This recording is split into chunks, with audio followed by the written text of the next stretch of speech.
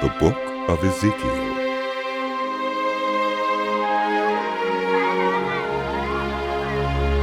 In my 30th year, in the 4th month on the 5th day, while I was among the exiles by the Kibar River, the heavens were opened, and I saw visions of God. On the 5th of the month, it was the 5th year of the exile of King Jehoiakim. The word of the Lord came to Ezekiel the priest, the son of Beuzai, by the Kibar River in the land of the Babylonians. There the hand of the Lord was on him. I looked, and I saw a windstorm coming out of the north, an immense cloud with flashing lightning and surrounded by brilliant light. The center of the fire looked like glowing metal, and in the fire was what looked like 4 living creatures. In appearance, their form was human, but each of them had 4 faces and 4 wings. Their legs were straight, their feet were like those of a calf and gleamed like burnished bronze. Under their wings on their 4 sides they had human hands. All 4 of them had faces and wings, and the wings of one touched the wings of another. Each one went straight ahead. They did not turn as they moved. Their faces looked like this. Each of the 4 had the face of a human being, and on the right side each had the face of a lion, and on the left the face of an ox. Each also had the face of an eagle. Such were their faces. They each had 2 wings spreading out upward, each wing touching that of the creature on either side, and each had 2 other wings covering its body. Each one went straight ahead. Wherever the spirit would go, they would go, without turning as they went. The appearance of the living creatures was like burning coals of fire or like torches.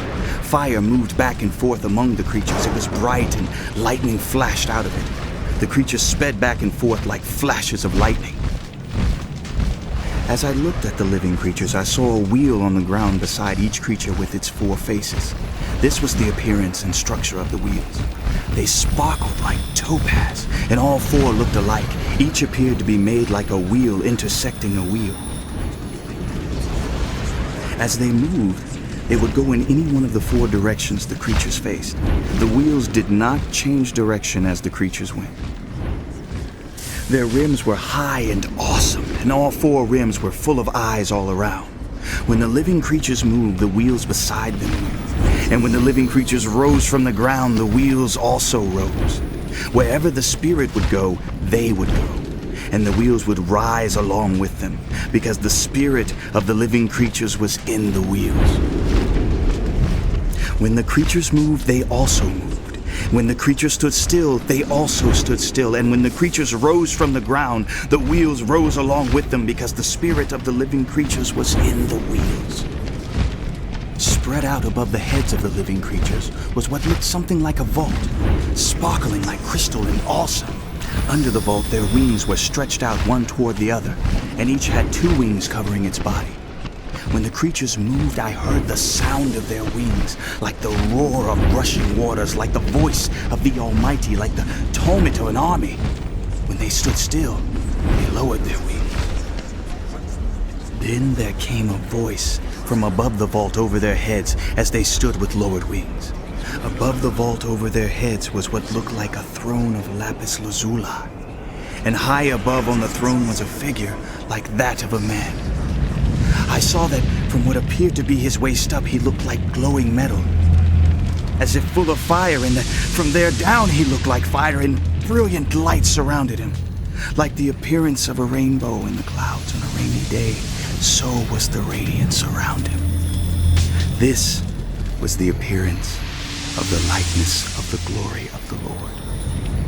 When I saw it, I fell face down, and I heard the voice of one. Son of man, stand up on your feet, and I will speak to you. As he spoke, the Spirit came into me and raised me to my feet, and I heard him speaking to me. He said, Son of man, I am sending you to the Israelites, to a rebellious nation that has rebelled against me. They and their ancestors have been in revolt against me to this very day. The people to whom I am sending you are obstinate and stubborn. Say to them, this is what the sovereign Lord says, and whether they listen or fail to listen, for they are a rebellious house, they will know that a prophet has been among them. And you, son of man, do not be afraid of them or their words. Do not be afraid.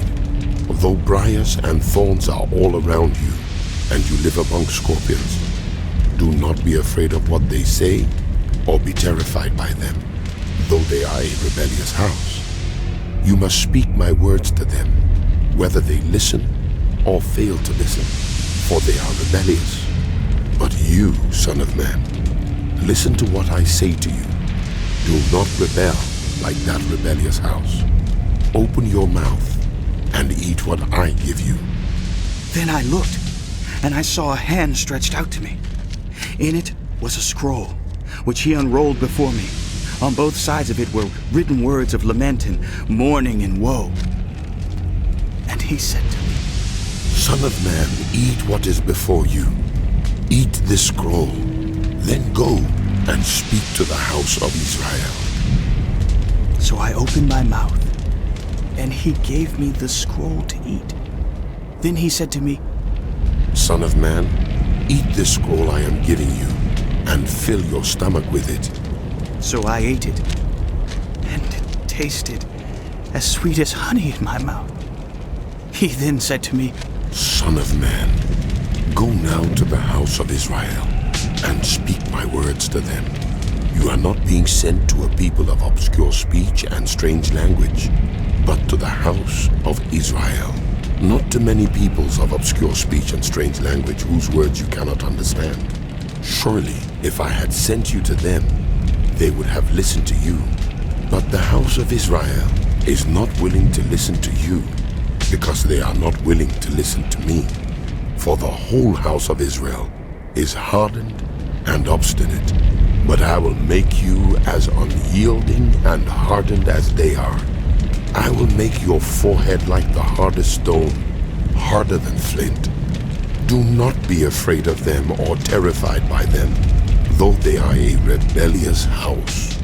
And he said to me, Son of man, listen carefully and take to heart all the words I speak to you. Go now to your people in exile and speak to them. Say to them, this is what the sovereign Lord says, whether they listen or fail to listen. Then the Spirit lifted me up, and I heard behind me a loud rumbling sound as the glory of the Lord rose from the place where it was standing. It was the sound of the wings of the living creatures brushing against each other and the sound of the wheels beside them, a loud rumbling sound. The Spirit then lifted me up and took me away, and I went in bitterness and in the anger of my spirit, with the strong hand of the Lord on me. I came to the exiles who lived at Tel Aviv near the Kibar River, and there where they were living I sat among them for 7 days, deeply distressed. At the end of 7 days, the word of the Lord came to me. Son of man, I have made you a watchman for the house of Israel. So hear the word I speak, and give them warning from me. When I say to the wicked, you will surely die, and you do not warn them or speak out to dissuade them from their evil ways in order to save their lives, those wicked people will die for their sins, and I will hold you accountable for their blood. But if you do warn the wicked, and they do not turn from their wickedness or from their evil ways, they will die for their sins. But you will have saved yourself. Again, when the righteous turn from their righteousness and do evil, and I put a stumbling block before them, they will die. Since you did not warn them, they will die for their sins. The righteous things they did will not be remembered, and I will hold you accountable for their blood. But if you do warn the righteous not to sin, and they do not sin, they will surely live because they took warning, and you will have saved yourself. The hand of the Lord was on me there, and he said to me, Get up and go out to the plain, and there I will speak to you. So I got up and went out to the plain, and the glory of the Lord was standing there, like the glory I had seen by the Kibar River, and I fell face down. Then the Spirit came into me and raised me to my feet. He spoke to me and said, Go, shut yourself inside your house, and you, son of man, they will tie with ropes. You will be bound so that you cannot go out among the people. I will make your tongue stick to the roof of your mouth, so that you will be silent and unable to rebuke them, for they are a rebellious house. But when I speak to you, I will open your mouth, and you shall say to them, this is what the sovereign Lord says. Whoever will listen, let them listen, and whoever will refuse, let them refuse, for they are a rebellious house. Now, son of man, take a block of clay, put it in front of you, and draw the city of Jerusalem on it. Then lay siege to it, erect siege works against it, build a ramp up to it, set up camps against it, and put battering rams around it. Then take an iron pan, place it as an iron wall between you and the city, and turn your face toward it. It will be under siege, and you shall besiege it. This will be a sign to the house of Israel. Then lie on your left side, and put the sin of the house of Israel upon yourself. You are to bear their sin for the number of days you lie on your side. I have assigned you the same number of days as the years of their sin. So for 390 days you will bear the sin of the house of Israel. After you have finished this, lie down again, this time on your right side, and bear the sin of the house of Judah. I have assigned you 40 days, a day for each year. Turn your face toward the siege of Jerusalem, and with bared arm, prophesy against her. I will tie you up with ropes, so that you cannot turn from one side to the other until you have finished the days of your siege. Take wheat and barley, beans and lentils, millet and spelt. Put them in a storage jar and use them to make bread for yourself. You are to eat it during the 390 days you lie on your side. Weigh out 20 shekels of food to eat each day, and eat it at set times. Also, measure out 1/6 of a hin of water, and drink it at set times. Eat the food as you would a loaf of barley bread. Bake it in the sight of the people, using human excrement for fuel. The Lord said, In this way, the people of Israel will eat defiled food among the nations where I will drive them. Then I said, Not so, sovereign Lord. I have never defiled myself. From my youth until now, I have never eaten anything found dead or torn by wild animals. No impure meat has ever entered my mouth. Very well, He said, I will let you bake your bread over cow dung instead of human excrement. He then said to me, Son of man, I am about to cut off the food supply in Jerusalem. The people will eat rationed food in anxiety and drink rationed water in despair, for food and water will be scarce. They will be appalled at the sight of each other and will waste away because of their sin. Now, son of man, take a sharp sword and use it as a barber's razor to shave your head and your beard. Then take a set of scales and divide up the hair. When the days of your siege come to an end, burn 1/3 of the hair inside the city.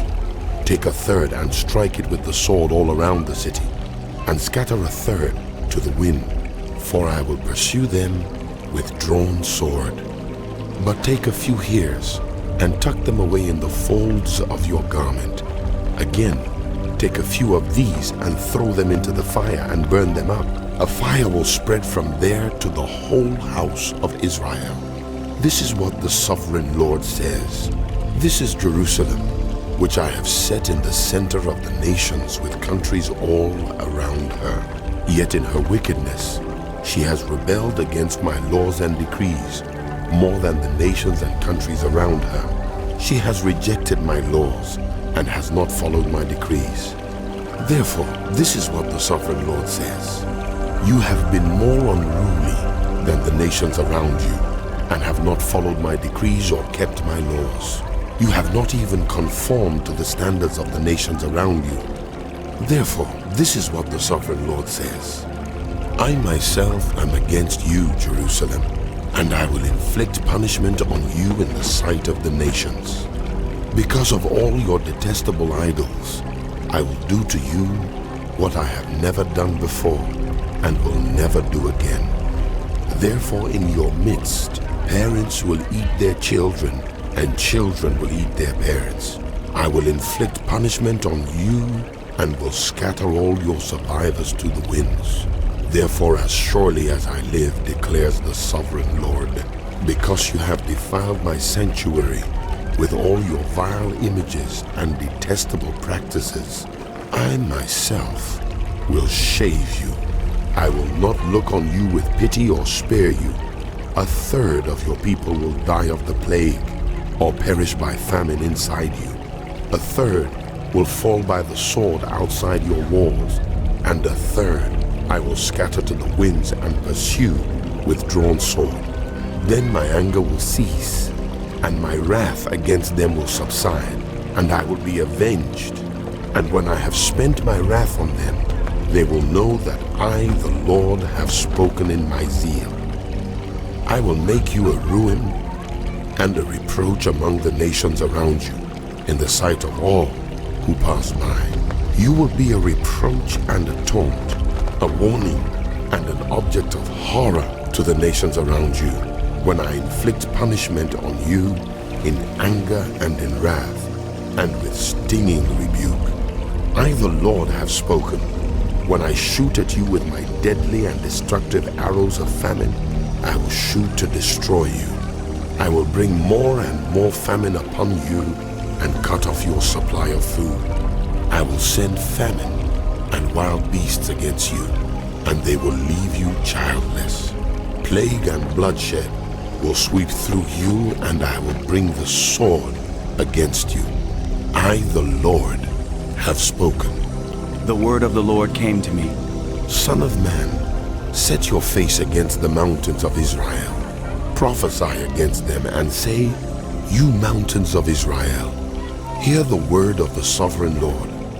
This is what the sovereign Lord says to the mountains and hills, to the ravines and valleys. I am about to bring a sword against you, and I will destroy your high places. Your altars will be demolished, and your incense altars will be smashed. And I will slay your people in front of your idols. I will lay the dead bodies of the Israelites in front of their idols, and I will scatter your bones around your altars. Wherever you live, the towns will be laid waste, and the high places demolished, so that your altars will be laid waste and devastated, your idols smashed and ruined, your incense altars broken down, and what you have made wiped out. Your people will fall slain among you, and you will know that I am the Lord. But I will spare some, for some of you will escape the sword when you are scattered among the lands and nations. Then in the nations where they have been carried captive, those who escape will remember me. How I have been grieved by their adulterous hearts, which have turned away from me, and by their eyes, which have lusted after their idols. They will loathe themselves for the evil they have done, and for all their detestable practices. And they will know that I am the Lord. I did not threaten in vain to bring this calamity on them. This is what the sovereign Lord says. Strike your hands together and stamp your feet and cry out, alas, because of all the wicked and detestable practices of the house of Israel. For they will fall by the sword, famine, and plague. Those who are far away will die of the plague, and those who are near will fall by the sword, and those who survive and are spared will die of famine. So will I spend my wrath on them, and they will know that I am the Lord, when their people lie slain among their idols around their altars, on every high hill and on all the mountaintops, under every spreading tree and every leafy oak, places where they offered fragrant incense to all their idols. And I will stretch out my hand against them, and make the land a desolate waste, from the desert to Diblah, wherever they live. Then they will know that I am the Lord. The word of the Lord came to me. Son of man, this is what the sovereign Lord says to the land of Israel. The end has come upon the four corners of the land. The end is now upon you, and I will unleash my anger against you. I will judge you according to your conduct and repay you for all your detestable practices. I will not look on you with pity. I will not spare you. I will surely repay you for your conduct and for the detestable practices among you. Then you will know that I am the Lord. This is what the sovereign Lord says. Disaster, unheard of disaster. See, it comes. The end has come. The end has come. It has roused itself against you. See, it comes. Doom has come upon you who dwell in the land. The time has come. The day is near.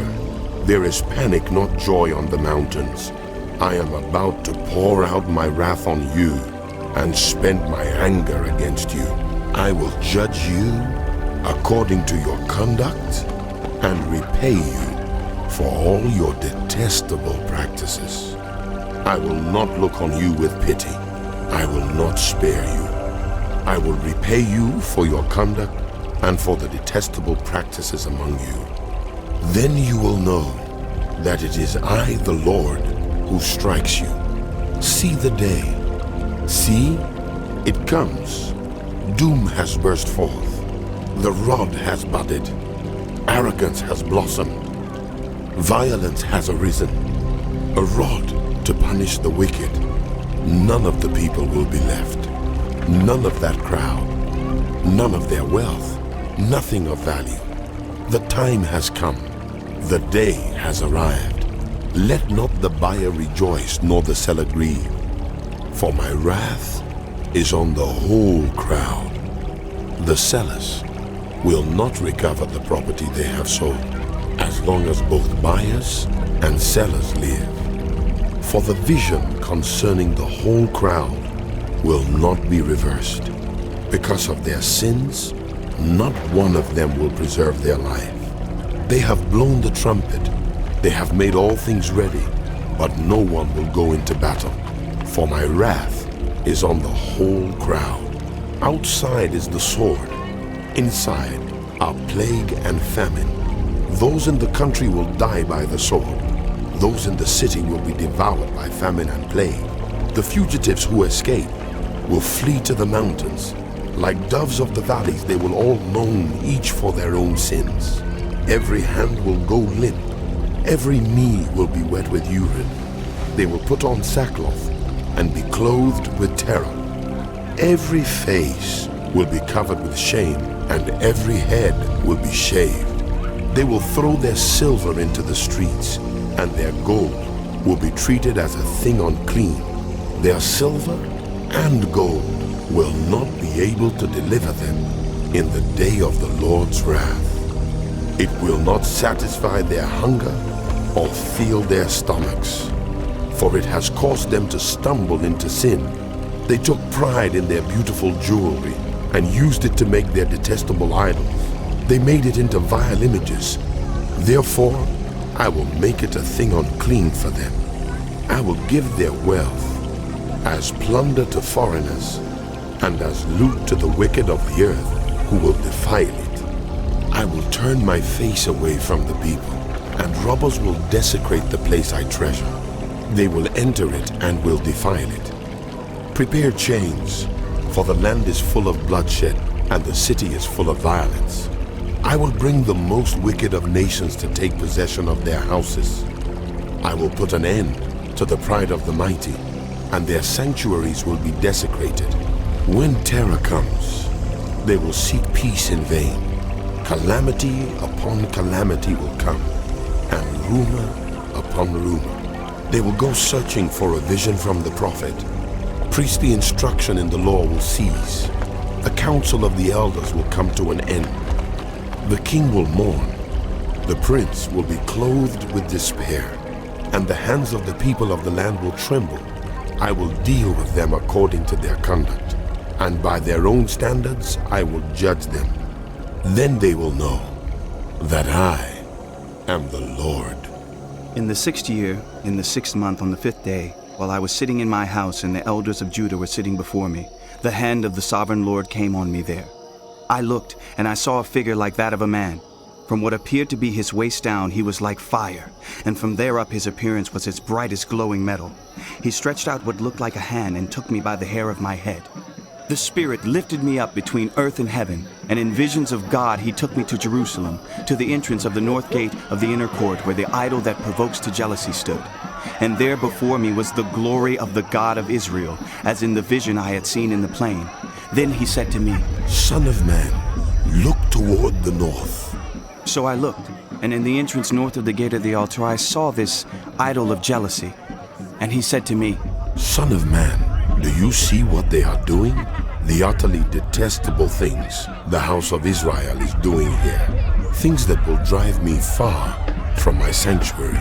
But you will see things that are even more detestable. Then he brought me to the entrance to the court. I looked, and I saw a hole in the wall. He said to me, Son of man, now dig into the wall. So I dug into the wall and saw a doorway there. And he said to me, Go in and see the wicked and detestable things they are doing here. So I went in and looked, and I saw portrayed all over the walls all kinds of crawling things and unclean animals and all the idols of the house of Israel. In front of them stood 70 elders of the house of Israel, and Jaazaniah son of Shaphan was standing among them. Each had a censer in his hand, and a fragrant cloud of incense was rising. He said to me, Son of man, have you seen what the elders of the house of Israel are doing in the darkness? Each at the shrine of his own idol? They say, The Lord does not see us. The Lord has forsaken the land.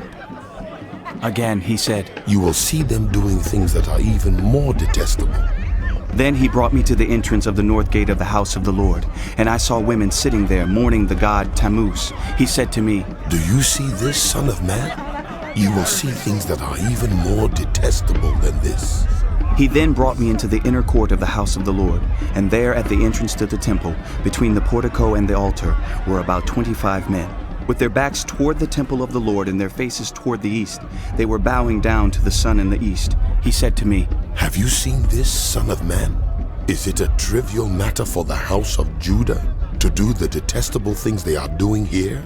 Must they also fill the land with violence and continually arouse my anger? Look at them, putting the branch to their nose. Therefore I will deal with them in anger. I will not look on them with pity or spare them. Although they shout in my ears, I will not listen to them. Then I heard him call out in a loud voice, Bring near those who are appointed to execute judgment on the city, each with weapon in hand. And I saw 6 men coming from the direction of the upper gate which faces north, each with a deadly weapon in his hand. With them was a man clothed in linen who had a writing kit at his side. They came in and stood beside the bronze altar. Now the glory of the God of Israel went up from above the cherubim where it had been and moved to the threshold of the temple. Then the Lord called to the man clothed in linen who had the writing kit at his side and said to him, Go throughout the city of Jerusalem and put a mark on the foreheads of those who grieve and lament over all the detestable things that are done in it. As I listened, he said to the others, Follow him through the city and kill without showing pity or compassion. Slaughter the old men, the young men and women, the mothers and children, but do not touch anyone who has the mark. Begin at my sanctuary. So they began with the old men who were in front of the temple. Then he said to them, Defile the temple and fill the courts with the slain. Go. So they went out and began killing throughout the city. While they were killing, and I was left alone, I fell face down, crying out, "Ah, sovereign Lord, are you going to destroy the entire remnant of Israel in this outpouring of your wrath on Jerusalem?" He answered me, The sin of the house of Israel and Judah is exceedingly great. The land is full of bloodshed, and the city is full of injustice. They say, The Lord has forsaken the land. The Lord does not see. So I will not look on them with pity or spare them, but I will bring down on their own heads what they have done. Then the man in linen with the writing kit at his side brought back word, saying, I have done as you commanded. The book of Ezekiel continued.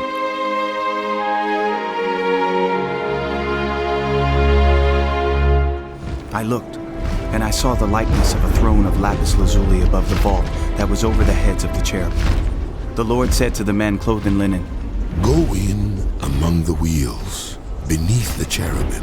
Fill your hands with burning coals from among the cherubim, and scatter them over the city. And as I watched, he went in. Now the cherubim was standing on the south side of the temple when the man went in, and a cloud filled the inner court. Then the glory of the Lord rose from above the cherubim and moved to the threshold of the temple. The cloud filled the temple, and the court was full of the radiance of the glory of the Lord. The sound of the wings of the cherubim could be heard as far away as the outer court, like the voice of God Almighty when he speaks. When the Lord commanded the man in linen, Take fire from among the wheels, from among the cherubim. the man went in and stood beside a wheel. Then one of the cherubim reached out his hand to the fire that was among them. He took up some of it and put it in the hands of the man in linen, who took it and went out. Under the wings of the cherubim could be seen what looked like human hands. I looked, and I saw beside the cherubim 4 wheels, one beside each of the cherubim. The wheels sparkled like topaz. As for their appearance, the 4 of them looked alike. Each was like a wheel intersecting a wheel. As they moved, they would go in any one of the 4 directions the cherubim faced. The wheels did not turn about as the cherubim went. The cherubim went in whatever direction the head faced, without turning as they went. Their entire bodies, including their backs, their hands, and their wings, were completely full of eyes, as were their 4 wheels. I heard the wheels being called the whirling wheels. Each of the cherubim had 4 faces. One face was that of a cherub, the second the face of a human being, the third the face of a lion, and the fourth the face of an eagle. Then the cherubim rose upward. These were the living creatures I had seen by the Kibar River. When the cherubim moved, the wheels beside them moved. And when the cherubim spread their wings to rise from the ground, the wheels did not leave their side. When the cherubim stood still, they also stood still. And when the cherubim rose, they rose with them, because the spirit of the living creatures was in them. Then the glory of the Lord departed from over the threshold of the temple and stopped above the cherubim. While I watched, the cherubim spread their wings and rose from the ground, and as they went, the wheels went with them. They stopped at the entrance of the east gate of the Lord's house, and the glory of the God of Israel was above them. These were the living creatures I had seen beneath the God of Israel by the Kibar River, and I realized that they were cherubim. Each had 4 faces and 4 wings, and under their wings was what looked like human hands. Their faces had the same appearance as those I had seen by the Kibar River. Each one went straight ahead. Then the Spirit lifted me up and brought me to the gate of the house of the Lord that faces east. There at the entrance of the gate were 25 men, and I saw among them Jaazaniah son of Azur and Pelatiah son of Benaiah, leaders of the people. The Lord said to me, Son of man, these are the men who are plotting evil and giving wicked advice in this city. They say, Haven't our houses been recently rebuilt? This city is a pot, and we are the meat in it. Therefore prophesy against them. Prophesy, Son of man. Then the Spirit of the Lord came on me, and he told me to say, This is what the Lord says. That is what you are saying, house of Israel, but I know what is going through your mind. You have killed many people in this city and filled its streets with the dead. Therefore this is what the sovereign Lord says. The bodies you have thrown there are the meat, and this city is the pot, but I will drive you out of it. You fear the sword, and the sword is what I will bring against you, declares the sovereign Lord. I will drive you out of the city and deliver you into the hands of foreigners and inflict punishment on you. You will fall by the sword, and I will execute judgment on you at the borders of Israel. Then you will know that I am the Lord. This city will not be a pot for you, nor will you be the meat in it. I will execute judgment on you at the borders of Israel. And you will know that I am the Lord. For you have not followed my decrees or kept my laws, but have conformed to the standards of the nations around you. Now as I was prophesying, Pelatiah son of Benaiah died. Then I fell face down and cried out in a loud voice, Ah, sovereign Lord, will you completely destroy the remnant of Israel? The word of the Lord came to me. Son of man, the people of Jerusalem have said of your fellow exiles and the whole house of Israel, They are far away from the Lord. This land was given to us as our possession. Therefore say, This is what the sovereign Lord says. Although I sent them far away among the nations and scattered them among the countries, yet for a little while I have been a sanctuary for them in the countries where they have gone. Therefore say, this is what the sovereign Lord says. I will gather you from the nations and bring you back from the countries where you have been scattered, and I will give you back the land of Israel again. They will return to it and remove all its vile images and detestable idols. I will give them an undivided heart and put a new spirit in them. I will remove from them their heart of stone and give them a heart of flesh. Then they will follow my decrees and be careful to keep my laws. They will be my people, and I will be their God. But as for those whose hearts are devoted to their vile images and detestable idols, I will bring down on their own heads what they have done, declares the sovereign Lord. Then the cherubim with the wheels beside them spread their wings, and the glory of the God of Israel was above them. The glory of the Lord went up from within the city and stopped above the mountain east of it. The Spirit lifted me up and brought me to the exiles in Babylonia in the vision given by the Spirit of God. Then the vision I had seen went up from me, and I told the exiles everything. Son of man, you are living among a rebellious people. They have eyes to see, but do not see, and ears to hear, but do not hear, for they are a rebellious people. Therefore, Son of man, pack your belongings for exile, and in the daytime, as they watch, set out and go from where you are to another place. Perhaps they will understand, though they are a rebellious house. During the daytime, while they watch, bring out your belongings packed for exile. Then in the evening, while they are watching, go out like those who go into exile. While they watch, dig through the wall and take your belongings out through it. Put them on your shoulder as they are watching, and carry them out at dusk. Cover your face so that you cannot see the land, for I have made you a sign to the house of Israel. So I did as I was commanded. During the day I brought out my things packed for exile. Then in the evening I dug through the wall with my hands. I took my belongings out at dusk, carrying them on my shoulders while they watched. In the morning the word of the Lord came to me. Son of man, did not that rebellious house of Israel ask you, What are you doing? say to them, this is what the sovereign Lord says. This prophecy concerns the prince in Jerusalem and the whole house of Israel who are there. Say to them, I am a sign to you. As I have done, so it will be done to them. They will go into exile as captives. The prince among them will put his things on his shoulder at dusk and leave, and a hole will be dug in the wall for him to go through. He will cover his face so that he cannot see the land. I will spread my net for him, and he will be caught in my snare. I will bring him to Babylonia, the land of the Chaldeans, but he will not see it, and there he will die. I will scatter to the winds all those around him, his staff, and all his troops, and I will pursue them with drawn sword. They will know that I am the Lord when I disperse them among the nations and scatter them through the countries. But I will spare a few of them from the sword, famine, and plague, so that in the nations where they go, they may acknowledge all their detestable practices. Then they will know that I am the Lord. The word of the Lord came to me. Son of man, tremble as you eat your food, and shudder in fear as you drink your water.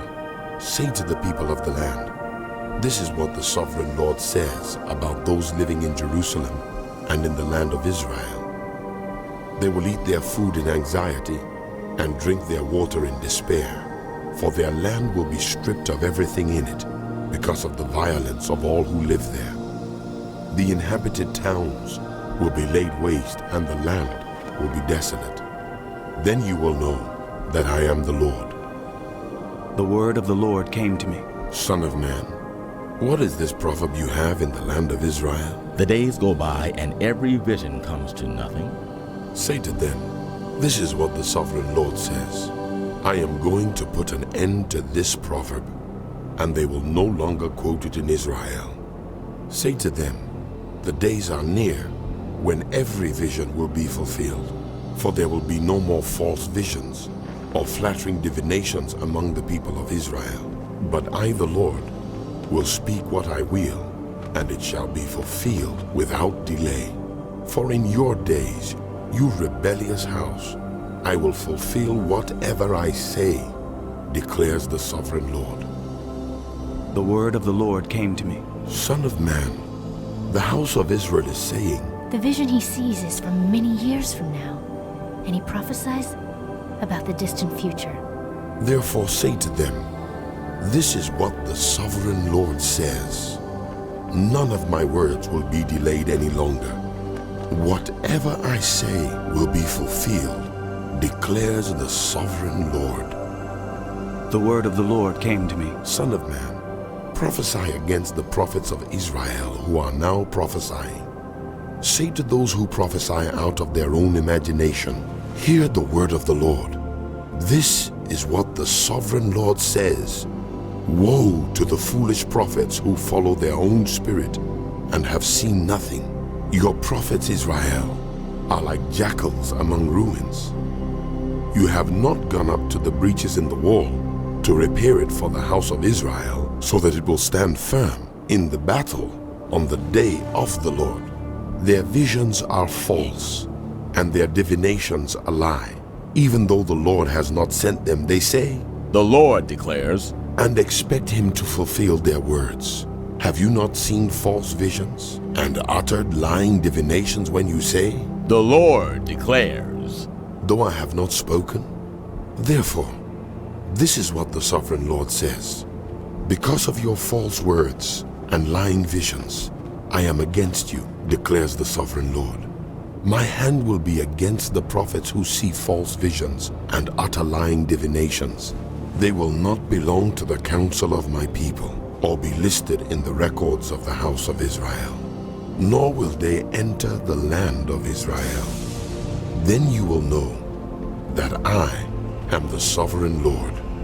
Because they lead my people astray, saying peace when there is no peace, and because when a flimsy wall is built, they cover it with whitewash. Therefore tell those who cover it with whitewash that it is going to fall. Rain will come in torrents, and I will send hailstones hurtling down, and violent winds will burst forth. When the wall collapses, will people not ask you, Where's the whitewash you covered it with? Therefore, this is what the sovereign Lord says. In my wrath, I will unleash a violent wind, and in my anger, hailstones and torrents of rain will fall with destructive fury. I will tear down the wall you have covered with whitewash, and will level it to the ground so that its foundation will be laid bare. When it falls, you will be destroyed in it, and you will know that I am the Lord. So I will spend my wrath against the wall and against those who covered it with whitewash. I will say to you, the wall is gone, and so are those who whitewashed it. Those prophets of Israel who prophesied to Jerusalem and saw visions of peace for her when there was no peace, declares the sovereign Lord. Now, son of man, set your face against the daughters of your people who prophesy out of their own imagination. Prophesy against them and say, this is what the sovereign Lord says. Woe to the women who sew magic charms on all their wrists and make veils of various lengths for their heads in order to ensnare people. Will you ensnare the lives of my people but preserve your own? You have profaned me among my people for a few handfuls of barley and scraps of bread. By lying to my people who listen to lies, you have killed those who should not have died and have spared those who should not live. Therefore, this is what the sovereign Lord says. I am against your magic charms with which you ensnare people like birds, and I will tear them from your arms. I will set free the people that you ensnare like birds. I will tear off your veils and save my people from your hands, and they will no longer fall prey to your power. Then you will know that I am the Lord. Because you disheartened the righteous with your lies when I had brought them no grief, and because you encouraged the wicked not to turn from their evil ways, and so save their lives, therefore you will no longer see false visions or practice divination. I will save my people from your hands, and then you will know that I... Some of the elders of Israel came to me and sat down in front of me. Then the word of the Lord came to me. Son of man, these men have set up idols in their hearts and put wicked stumbling blocks before their faces. Should I let them inquire of me at all? Therefore speak to them and tell them, This is what the sovereign Lord says. When any of the Israelites set up idols in their hearts and put a wicked stumbling block before their faces and then go to a prophet, I, the Lord, will answer them myself in keeping with their great idolatry. I will do this to recapture the hearts of the people of Israel, who have all deserted me for their idols. Therefore say to the house of Israel, This is what the sovereign Lord says. Repent, turn from your idols, and renounce all your detestable practices. When any of the Israelites or any foreigner residing in Israel separate themselves from me and set up idols in their hearts and put a wicked stumbling block before their faces and then go to a prophet to inquire of me, I, the Lord, will answer them myself. I will set my face against them and make them an example and a byword. I will remove them from my people. Then you will know that I am the Lord. And if the prophet is enticed to utter a prophecy, I, the Lord, have enticed that prophet, and I will stretch out my hand against him and destroy him from among my people Israel. They will bear their guilt. The prophet will be as guilty as the one who consults him. Then the people of Israel will no longer stray from me, nor will they defile themselves any more with all their sins. They will be my people, and I will be their God, declares the sovereign Lord. The word of the Lord came to me. Son of man, if a country sins against me by being unfaithful, and I stretch out my hand against it to cut off its food supply, and send famine upon it and kill its people and their animals, even if these three men, Noah, Daniel, and Job were in it, they could save only themselves by their righteousness, declares the sovereign Lord. Or if I send wild beasts through that country, and they leave it childless and it becomes desolate so that no one can pass through it because of the beasts, as surely as I live, declares the sovereign Lord, even if these three men were in it, they could not save their own sons or daughters. They alone would be saved, but the land would be desolate. Or if I bring a sword against that country and say, let the sword pass throughout the land, and I kill its people and their animals, as surely as I live, declares the sovereign Lord, even if these three men were in it, they could not save their own sons or daughters. They alone would be saved. Or if I send a plague into that land, and pour out my wrath on it through bloodshed, killing its people and their animals, as surely as I live, declares the sovereign Lord. Even if Noah, Daniel, and Job were in it, they could save neither son nor daughter. They would save only themselves by their righteousness. For this is what the sovereign Lord says. How much worse will it be when I send against Jerusalem my 4 dreadful judgments, sword and famine, and wild beasts and plague, to kill its men and their animals. Yet there will be some survivors, sons and daughters who will be brought out of it. They will come to you, and when you see their conduct and their actions, you will be consoled regarding the disaster I have brought on Jerusalem, every disaster I have brought on it.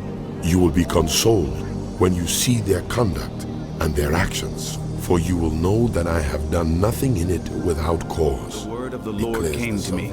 Son of man, how is the wood of a vine different from that of a branch from any of the trees in the forest? Is wood ever taken from it to make anything useful? Do they make pegs from it to hang things on? And after it is thrown on the fire as fuel, and the fire burns both ends and chars the middle, is it then useful for anything? If it was not useful for anything when it was whole, how much less can it be made into something useful when the fire has burned it and it is charred? Therefore, this is what the sovereign Lord says. As I have given the wood of the vine among the trees of the forest as fuel for the fire, so will I treat the people living in Jerusalem. I will set my face against them. Although they have come out of the fire will yet consume them. And when I set my face against them, you will know that I am the Lord. I will make the land desolate, because they have been unfaithful, declares the sovereign Lord. The word of the Lord came to me. Son of man, confront Jerusalem with her detestable practices, and say, this is what the sovereign Lord says to Jerusalem. Your ancestry and birth were in the land of the Canaanites. Your father was an Amorite and your mother a Hittite. On the day you were born, your cord was not cut, nor were you washed with water to make you clean, nor were you rubbed with salt or wrapped in cloths.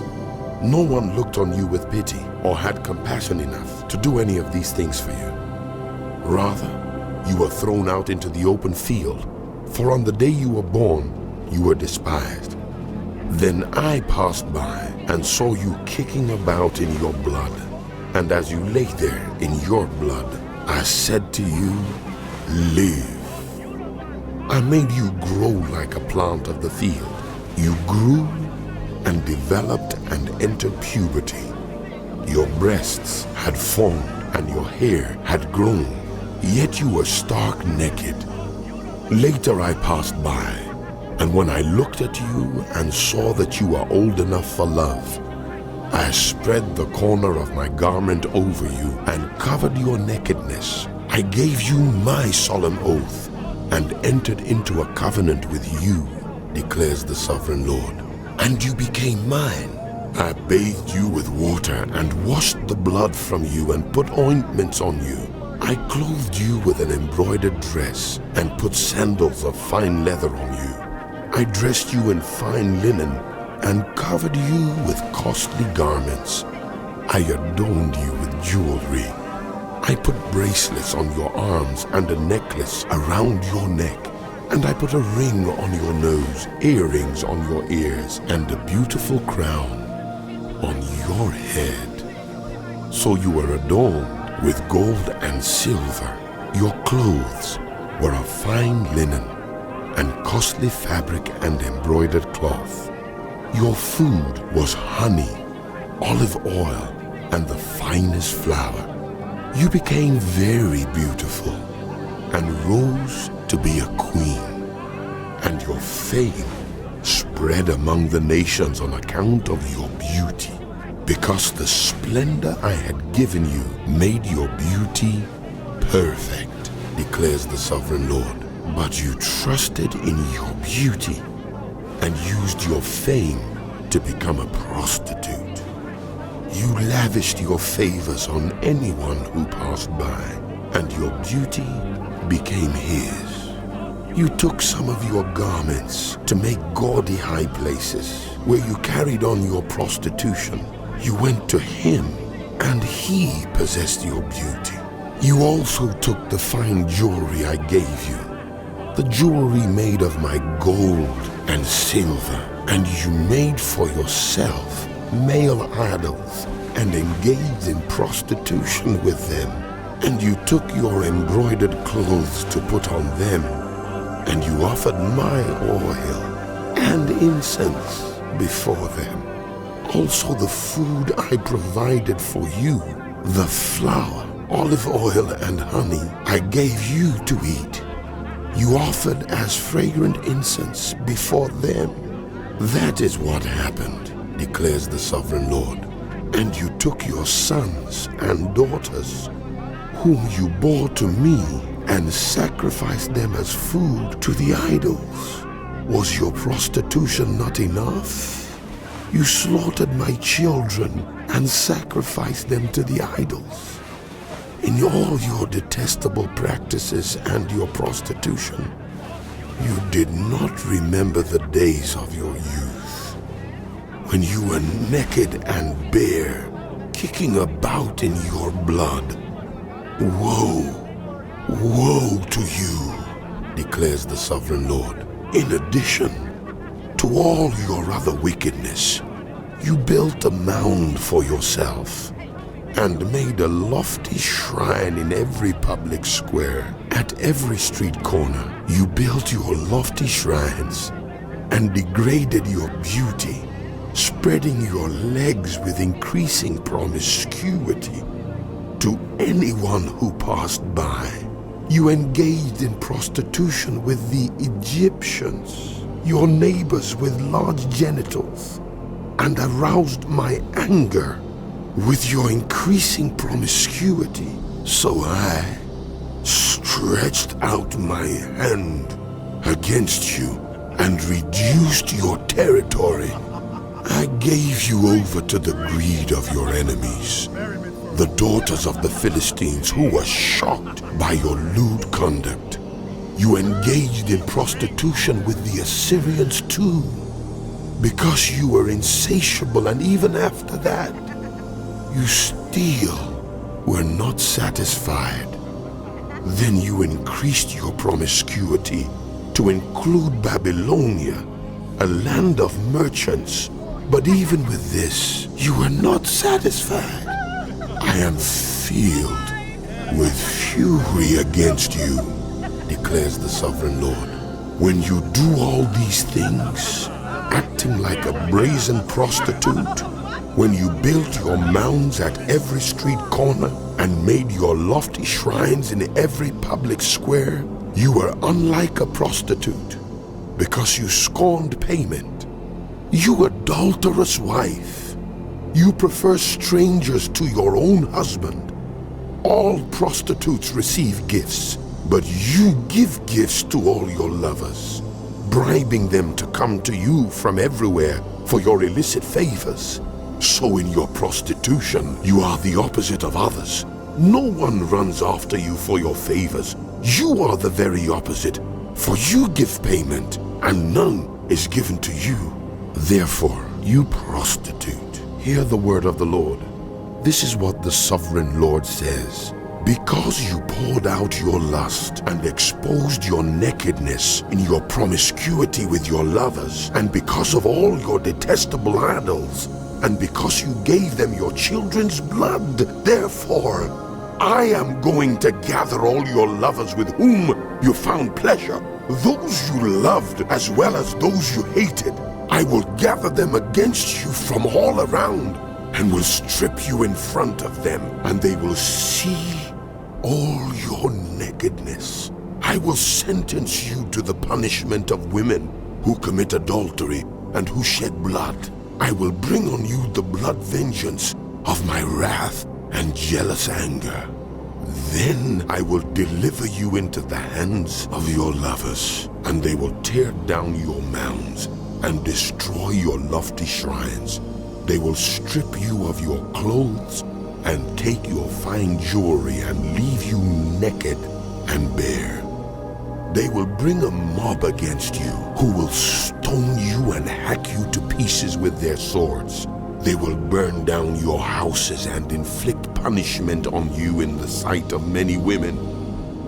I will put a stop to your prostitution, and you will no longer pay your lovers.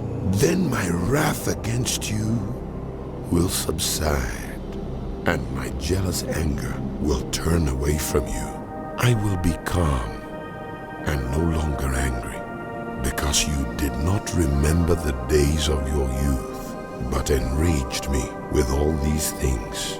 I will surely bring down on your head what you have done, declares the sovereign Lord. Did you not add lewdness to all your other detestable practices? Everyone who quotes Proverbs will quote this proverb about you: like mother, like daughter. You are a true daughter of your mother, who despised her husband and her children. And you are a true sister of your sisters, who despised their husbands and their children. Your mother was a Hittite, and your father an Amorite. Your older sister was Samaria, who lived to the north of you with her daughters. And your younger sister, who lived to the south of you with her daughters, was Sodom. You not only followed their ways and copied their detestable practices, but in all your ways you soon became more depraved than they. As surely as I live, declares the sovereign Lord, your sister Sodom and her daughters never did what you and your daughters have done. Now this was the sin of your sister Sodom. She and her daughters were arrogant, overfed and unconcerned. They did not help the poor and needy. They were haughty and did detestable things before me. Therefore I did away with them as you have seen. Samaria did not commit half the sins you did. You have done more detestable things than they, and have made your sisters seem righteous by all these things you have done. Bear your disgrace, for you have furnished some justification for your sisters, because your sins were more vile than theirs. They appear more righteous than you. So then, be ashamed and bear your disgrace, for you have made your sisters appear righteous.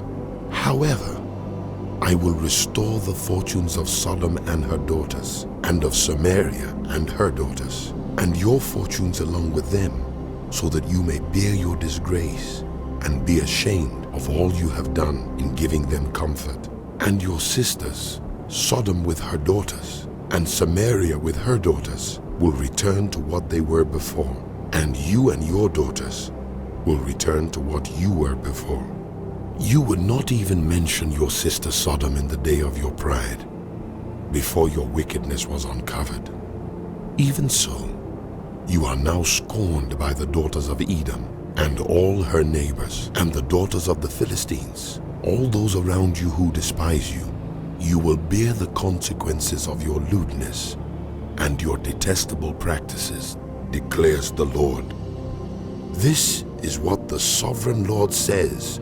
I will deal with you as you deserve, because you have despised my oath by breaking the covenant. Yet I will remember the covenant I made with you in the days of your youth, and I will establish an everlasting covenant with you. Then you will remember your ways and be ashamed when you receive your sisters, both those who are older than you and those who are younger. I will give them to you as daughters, but not on the basis of my covenant with you. So I will establish my covenant with you, and you will know that I am the Lord. Then, when I make atonement for you for all you have done, you will remember and be ashamed, and never again open your mouth because of your humiliation. The Lord came to me. Son of man, set forth an allegory and tell it to the house of Israel as a parable. Say to them, this is what the sovereign Lord says. A great eagle with powerful wings, long feathers and full plumage of varied colors came to Lebanon. Taking hold of the top of a cedar, he broke off its topmost shoot and carried it away to a land of merchants, where he planted it in a city of traders. He took one of the seedlings of the land and put it in fertile soil. He planted it like a willow by abundant water, and it sprouted and became a low, spreading vine. Its branches turned toward him, but its roots remained under it. So it became a vine, and produced branches and put out leafy boughs. But there was another great eagle, with powerful wings and full plumage. The vine now sent out its roots toward him from the plot where it was planted, and stretched out its branches to him for water.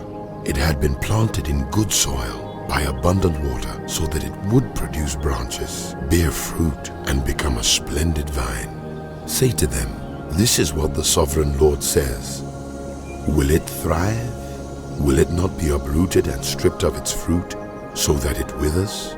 All its new growth will wither. It will not take a strong arm or many people to pull it up by the roots. It has been planted, but will it thrive? Will it not wither completely when the east wind strikes it, wither away in the plot where it grew? Then the word of the Lord came to me. Say to this rebellious house, do you not know what these things mean? Say to them, the king of Babylon went to Jerusalem and carried off her king and her nobles, bringing them back with him to Babylon. Then he took a member of the royal family and made a treaty with him, putting him under oath. He also carried away the leading men of the land, so that the kingdom would be brought low, unable to rise again, surviving only by keeping his treaty. But the king rebelled against him by sending his envoys to Egypt to get horses and a large army. Will he succeed? Will he who does such things escape? Will he break the treaty and yet escape?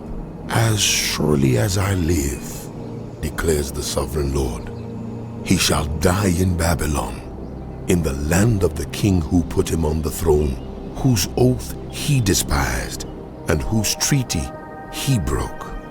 Pharaoh with his mighty army and great horde will be of no help to him in war, when ramps are built and siege works erected to destroy many lives. He despised the oath by breaking the covenant, because he had given his hand in pledge, and yet did all these things. He shall not escape. Therefore, this is what the sovereign Lord says. As surely as I live, I will bring down on his head my oath that he despised, and my covenant that he broke. I will spread my net for him, and he will be caught in my snare. I will bring him to Babylon, and execute judgment on him there, because he was unfaithful to me. All his choice troops will fall by the sword, and the survivors will be scattered to the winds. Then you will know that I, the Lord, have spoken. This is what the sovereign Lord says. I myself will take a shoot from the very top of a cedar and plant it. I will break off a tender sprig from its topmost shoots and plant it on a high and lofty mountain. On the mountain heights of Israel, I will plant it. It will produce branches and bear fruit and become a splendid cedar. Birds of every kind will nest in it. They will find shelter in the shade of its branches. All the trees of the forest will know that I, the Lord, bring down the tall tree and make the low tree grow tall. I dry up the green tree and make the dry tree flourish. I, the Lord, have spoken, and I will do it. The word of the Lord came to me. What do you people mean by quoting this proverb about the land of Israel?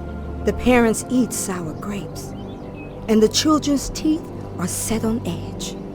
As surely as I live, declares the sovereign Lord, you will no longer quote this proverb in Israel, for everyone belongs to me, the parent as well as the child. Both alike belong to me. The one who sins is the one who will die. Suppose there is a righteous man who does what is just and right. He does not eat at the mountain shrines or look to the idols of the house of Israel. He does not defile his neighbor's wife or have sexual relations with a woman during her period. He does not oppress anyone, but returns what he took in pledge for a loan. He does not commit robbery, but gives his food to the hungry and provides clothing for the naked. He does not lend to them at interest or take a profit from them. He withholds his hand from doing wrong and judges fairly between two parties. He follows my decrees and faithfully keeps my laws. That man is righteous. He will surely live, declares the sovereign Lord. Suppose he has a violent son who sheds blood or does any of these other things. Though the father has done none of them, he eats at the mountain shrines. He defiles his neighbor's wife. He oppresses the poor and needy. He commits robbery. He does not return what he took in pledge. He looks to the idols. He does detestable things. He lends at interest and takes a profit. Will such a man live? He will not. Because he has done all these detestable things, he is to be put to death. His blood will be on his own head. But suppose this son has a son who sees all the sins his father commits, and though he sees them, he does not do such things. He does not eat at the mountain shrines, or look to the idols of the house of Israel. He does not defile his neighbor's wife. He does not oppress anyone, or require a pledge for a loan. He does not commit robbery, but gives his food to the hungry and provides clothing for the naked. He withholds his hand from mistreating the poor and takes no interest or profit from them. He keeps my laws and follows my decrees. He will not die for his father's sin. He will surely live, but his father will die for his own sin, because he practiced extortion, robbed his brother, and did what was wrong among his people. Yet you ask, why does the son not share the guilt of his father? since the son has done what is just and right, and has been careful to keep all my decrees, he will surely live. The one who sins is the one who will die. The child will not share the guilt of the parent, nor will the parent share the guilt of the child. The righteousness of the righteous will be credited to them, and the wickedness of the wicked will be charged against them. But if the wicked turn away from all the sins they have committed, and keep all my decrees, and do what is just and right, they will surely live. They will not die. None of the offenses they have committed will be remembered against them. Because of the righteous things they have done, they will live. Do I take any pleasure in the death of the wicked? Declares the sovereign Lord. Rather, am I not pleased when they turn from their ways and live? But if the righteous turn from their righteousness and commit sin, and do the same detestable things the wicked do, will they live? None of the righteous things they have done will be remembered. Because of the unfaithfulness they are guilty of, and because of the sins they have committed, they will die. Yet you say, The way of the Lord is not just. Hear, house of Israel. Is my way unjust? Is it not your ways that are unjust? If the righteous turn from their righteousness and commit sin, they will die for it. Because of the sin they have committed, they will die. But if the wicked turn away from the wickedness they have committed and do what is just and right, they will save their lives. Because they consider all the offenses they have committed and turn away from them, they will surely live. They will not die. Yet the house of Israel says, The way of the Lord is not just. Are my ways unjust, house of Israel? Is it not your ways that are unjust? Therefore, house of Israel, I will judge each of you according to your own ways, declares the sovereign Lord. Repent, turn away from all your offenses, then sin will not be your downfall.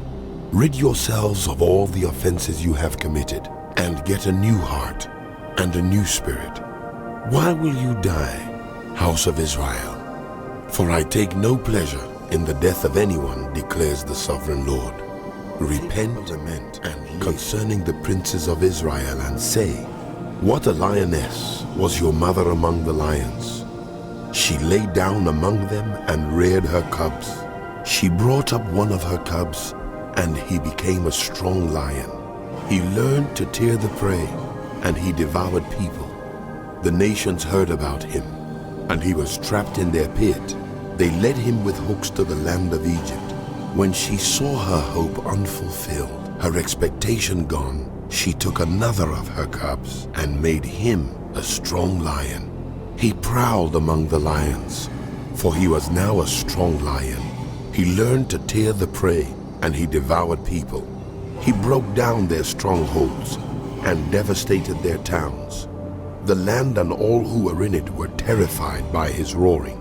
Then the nations came against him, those from regions round about. They spread their net for him, and he was trapped in their pit. With hooks they pulled him into a cage and brought him to the king of Babylon. They put him in prison, so his roar was heard no longer on the mountains of Israel. Your mother was like a vine in your vineyard, planted by the water. It was fruitful and full of branches because of abundant water. Its branches were strong, fit for a ruler's scepter. It towered high above the thick foliage, conspicuous for its height and for its many branches. But it was uprooted in fury and thrown to the ground. The east wind made it shrivel. It was stripped of its fruit. Its strong branches withered, and fire consumed them. Now it is planted in the desert in a dry and thirsty land.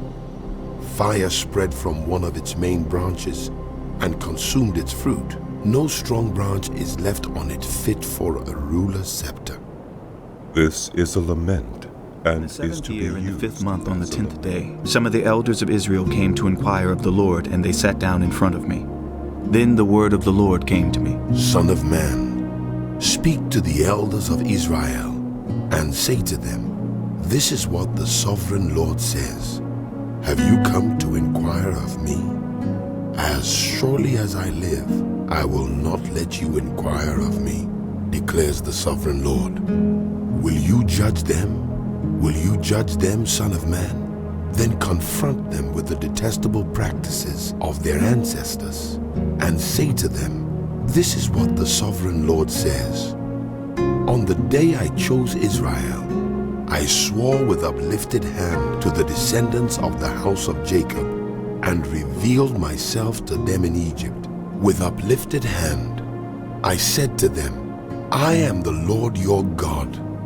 On that day, I swore to them that I would bring them out of Egypt into a land I had searched out for them, a land flowing with milk and honey, the most beautiful of all lands.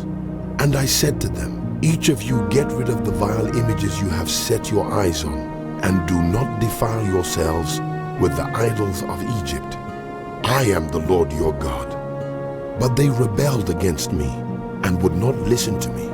They did not get rid of the vile images they had set their eyes on, nor did they forsake the idols of Egypt. So I said I would pour out my wrath on them and spend my anger against them in Egypt. But for the sake of my name, I brought them out of Egypt. I did it to keep my name from being profaned in the eyes of the nations among whom they live, and in whose sight I had revealed myself to the Israelites. Therefore, I led them out of Egypt and brought them into the wilderness. I gave them my decrees and made known to them my laws, through which people will live, if they obey them. Also I gave them my Sabbaths as a sign between us, so they would know that I, the Lord, made them holy. Yet the people of Israel rebelled against me in the wilderness. They did not follow my decrees, but rejected my laws, through which people will live if they obey them, and they utterly desecrated my Sabbaths. So I said I would pour out my wrath on them and destroy them in the wilderness. But for the sake of my name, I did what would keep it from being profaned in the eyes of the nations in whose sight I had brought them out. Also with uplifted hand, I swore to them in the wilderness that I would not bring them into the land I had given them, a land flowing with milk and honey, the most beautiful of all lands, because they rejected my laws and did not follow my decrees and desecrated my Sabbaths, for their hearts were devoted to their idols. Yet I looked on them with pity and did not destroy them or put an end to them in the wilderness. I said to their children in the wilderness, do not follow the statutes of your parents, or keep their laws, or defile yourselves with their idols. I am the Lord your God. Follow my decrees and be careful to keep my laws. Keep my Sabbaths holy, that they may be a sign between us. Then you will know that I am the Lord your God. But the children rebelled against me. They did not follow my decrees. They were not careful to keep my laws, of which I said, whoever obeys them will live by them. And they desecrated my Sabbaths. So I said I would pour out my wrath on them and spend my anger against them in the wilderness. But I withheld my hand, and for the sake of my name, I did what would keep it from being profaned in the eyes of the nations, in whose sight I had brought them out. Also with uplifted hand, I swore to them in the wilderness that I would disperse them among the nations and scatter them through the countries, because they had not obeyed my laws, but had rejected my decrees and desecrated my Sabbaths, and their eyes lusted after their parents' idols. So I gave them other statutes that were not good, and laws through which they could not live. I defiled them through their gifts, the sacrifice of every firstborn, that I might fill them with horror, so they would know that I am the Lord. Therefore, Son of man, speak to the people of Israel, and say to them, this is what the sovereign Lord says. In this also your ancestors blasphemed me by being unfaithful to me. When I brought them into the land I had sworn to give them, and they saw any high hill or any leafy tree, there they offered their sacrifices, made offerings that aroused my anger, presented their fragrant incense, and poured out their drink offerings. Then I said to them, what is this high place you go to? It is called Bema to this day. Therefore, say to the house of Israel, this is what the sovereign Lord says. Will you defile yourselves the way your ancestors did and lust after their vile images? When you offer your gifts, the sacrifice of your children in the fire, you continue to defile yourselves with all your idols to this day. Am I to let you inquire of me, house of Israel? As surely as I live, declares the sovereign Lord, I will not let you inquire of me. You say, We want to be like the nations, like the peoples of the world who serve wood and stone. but what you have in mind will never happen. As surely as I live, declares the sovereign Lord, I will reign over you with a mighty hand and an outstretched arm and with outpoured wrath. I will bring you from the nations and gather you from the countries where you have been scattered. With a mighty hand and an outstretched arm and with outpoured wrath, I will bring you into the wilderness of the nations. And there, face to face, I will execute judgment upon you. As I judged your ancestors in the wilderness of the land of Egypt, so I will judge you, declares the sovereign Lord. I will take note of you as you pass under my rod, and I will bring you into the bond of the covenant. I will purge you of those who revolt and rebel against me. Although I will bring them out of the land where they are living, yet they will not enter the land of Israel. Then you will know that I am the Lord. As for you, house of Israel, this is what the sovereign Lord says. Go and serve your idols, every one of you. But afterward, you will surely listen to me and no longer profane my holy name with your gifts and idols. For on my holy mountain, the high mountain of Israel, declares the sovereign Lord, there in the land, the entire house of Israel will serve me. And there I will accept them. There I will require your offerings and your choice gifts, along with all your holy sacrifices. I will accept you as fragrant incense when I bring you out from the nations and gather you from the countries where you have been scattered, and I will be proved holy through you in the sight of the nations. Then you will know that I am the Lord when I bring you into the land of Israel, the land I had sworn with uplifted hand to give to your ancestors. There you will remember your conduct and all the actions by which you have defiled yourselves, and you will loathe yourselves for all the evil you have done. You will know that I am the Lord when I deal with you for my name's sake, and not according to your evil ways and your corrupt practices. House of Israel, declares the sovereign Lord. The word of the Lord came to me. Son of man, set your face toward the south, preach against the south, and prophesy against the forest of the southland. Say to the southern forest, hear the word of the Lord. This is what the sovereign Lord says. I am about to set fire to you, and it will consume all your trees, both green and dry. The blazing flame will not be quenched, and every face from south to north will be scorched by it. Everyone will see that I, the Lord, have kindled it. It will not be quenched. Then I said, Ah, sovereign Lord, they are saying of me, Isn't he just... Son of man, set your face against Jerusalem and preach against the sanctuary.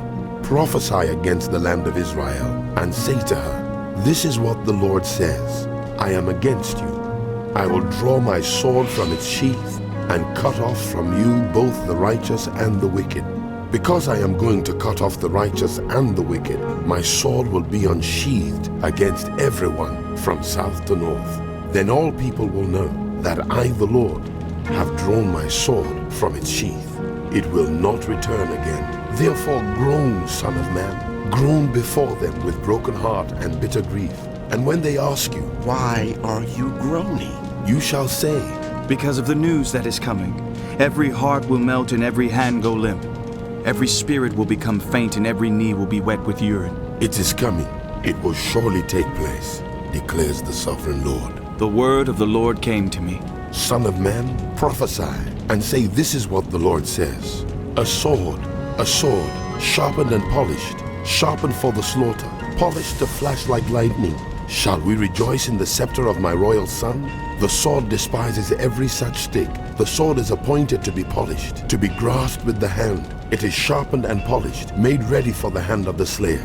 Cry out and wail, son of man, for it is against my people. It is against all the princes of Israel. They are thrown to the sword along with my people. Therefore beat your breast. Testing will surely come. And what if even the scepter, which the sword despises, does not continue? Declares the sovereign Lord. So then, son of man, prophesy and strike your hands together. Let the sword strike twice, even 3 times. It is a sword for slaughter, a sword for great slaughter, closing in on them from every side, so that hearts may melt and the fallen be many. I have stationed the sword for slaughter at all their gates. Oh, it is made to flash like lightning. It is grasped for slaughter. Slash to the right, you sword, then to the left, wherever your blade is turned. I too will strike my hands together, and my wrath will subside. I, the Lord, have spoken. The word of the Lord came to me. Son of man, mark out 2 roads for the sword of the king of Babylon to take, both starting from the same country. Make a signpost where the road branches off to the city. Mark out 1 road for the sword to come against Rabbah of the Ammonites, and another against Judah and fortify Jerusalem. For the king of Babylon will stop at the fork in the road, at the junction of the 2 roads, to seek an omen. He will cast lots with arrows. He will consult his idols. He will examine the liver. Into his right hand will come the lot for Jerusalem, where he is to set up battering rams, to give the command to slaughter, to sound the battle cry, to set battering rams against the gates, to build a ramp and to erect siege works. It will seem like a false omen to those who have sworn allegiance to him, but he will remind them of their guilt and take them captive. Therefore, this is what the sovereign Lord says. Because you people have brought to mind your guilt by your open rebellion, revealing your sins in all that you do, because you have done this, you will be taken captive. You profane and wicked prince of Israel, whose day has come, whose time of punishment has reached its climax. This is what the sovereign Lord says. Take off the turban, remove the crown. It will not be as it was. The lowly will be exalted, and the exalted will be brought low. A ruin, I will make it a ruin. The crown will not be restored until he to whom it rightfully belongs shall come. To him I will give it. And you, son of man, prophesy and say, This is what the sovereign Lord says about the Ammonites and their insults. A sword, drawn for the slaughter, polished to consume and to flash like lightning. Despite false visions concerning you and lying divinations about you, it will be laid on the necks of the wicked who are to be slain, whose day has come, whose time of punishment has reached its climax. Let the sword return to its sheath. In the place where you were created, in the land of your ancestry, I will judge you. I will pour out my wrath on you and breathe out my fiery anger against you. I will deliver you into the hands of brutal men skilled in destruction. You will be fuel for the fire. Your blood will be shed in your land. You will be remembered no more. For I, the Lord, Son of man, will you judge her? Will you judge this city of bloodshed? Then confront her with all her detestable practices and say, This is what the sovereign Lord says. You city that brings on herself doom by shedding blood in her midst and defiles herself by making idols. You have become guilty because of the blood you have shed and have become defiled by the idols you have made. You have brought your days to a close and the end of your years has come. Therefore I will make you an object of scorn to the nations and a laughingstock to all the countries. Those who are near and those who are far away will mock you, you infamous city full of turmoil.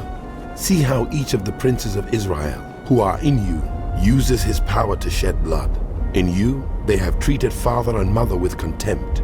In you they have oppressed the foreigner and mistreated the fatherless and the widow. You have despised my holy things and desecrated my Sabbaths. And you are slanderers who are bent on shedding blood. And you are those who eat at the mountain shrines and commit lewd acts. And you are those who dishonor their father's bed. And you are those who violate women during their period when they are ceremonially unclean. In you one man commits a detestable offense with his neighbor's wife. Another shamefully defiles his daughter-in-law. And another violates his sister, his own father's daughter. And you are people who accept bribes to shed blood. You take interest and make a profit from the poor. You extort unjust gain from your neighbors, and you have forgotten me, declares the sovereign Lord. I will surely strike my hands together at the unjust gain you have made, and at the blood you have shed in your midst. Will your courage endure, or your hands be strong, in the day I deal with you? I, the Lord, have spoken, and I will do it. I will disperse you among the nations, and scatter you through the countries, and I will put an end to your uncleanness. When you have been defiled in the eyes of the nations, you will know that I am the Lord. Then the word of the Lord came to me. Son of man, the house of Israel has become dross to me. All of them are the copper, tin, iron, and lead left inside a furnace. They are but the dross of silver. Therefore this is what the sovereign Lord says.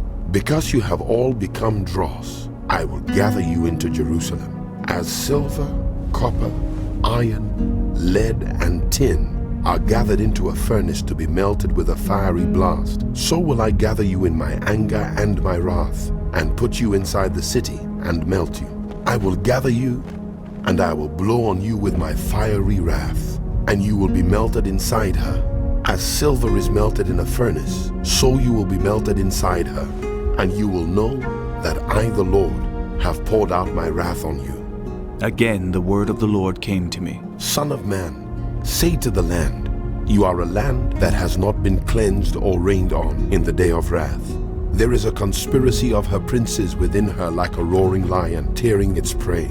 They devour people, take treasures and precious things, and make many widows within her. Her priests do violence to my law and profane my holy things. They do not distinguish between the holy and the common. They teach that there is no difference between the unclean and the clean, and they shut their eyes to the keeping of my Sabbaths, so that I am profaned among them. Her officials within her are like wolves tearing their prey. They shed blood and kill people to make unjust gain. Her prophets whitewash these deeds for them by false visions and lying divinations. They say, this is what the sovereign Lord says, when the Lord has not spoken. The people of the land practice extortion and commit robbery. They oppress the poor and needy and mistreat the foreigner, denying them justice. I looked for someone among them who would build up the wall and stand before me in the gap on behalf of the land, so I would not have to destroy it, but I found no one. So I would pour out my wrath on them and consume them with my fiery anger, bringing down on their own heads all they have done, declares the Son of Man. There were two women, daughters of the same mother. They became prostitutes in Egypt, engaging in prostitution from their youth. In that land, their breasts were fondled and their virgin bosoms caressed. The older was named Oholah, and her sister was Oholibah. They were mine and gave birth to sons and daughters. Oholah is Samaria, and Oholibah is Jerusalem. Oholah engaged in prostitution while she was still mine, and she lusted after her lovers, the Assyrians, warriors clothed in blue, governors and commanders, all of them handsome young men and mounted horsemen. She gave herself as a prostitute to all the elite of the Assyrians, and defiled herself with all the idols of everyone she lusted after. She did not give up the prostitution she began in Egypt, when during her youth men slept with her, caressed her virgin bosom, and poured out their lust on her. Therefore I delivered her into the hands of her lovers the Assyrians, for whom she lusted. They stripped her naked, took away her sons and daughters, and killed her with the sword. She became a byword among women, and punishment was inflicted on her. Her sister Oholibah saw this, yet in her lust and prostitution she was more depraved than her sister. She too lusted after the Assyrians, governors and commanders, warriors in full dress, mounted horsemen, all handsome young men. I saw that she too defiled herself. Both of them went the same way, but she carried her prostitution still further. She saw men portrayed on a wall, figures of Chaldeans portrayed in red, with belts around their waists and flowing turbans on their heads. All of them looked like Babylonian chariot officers, natives of Chaldea. As soon as she saw them, she lusted after them and sent messengers to them in Chaldea.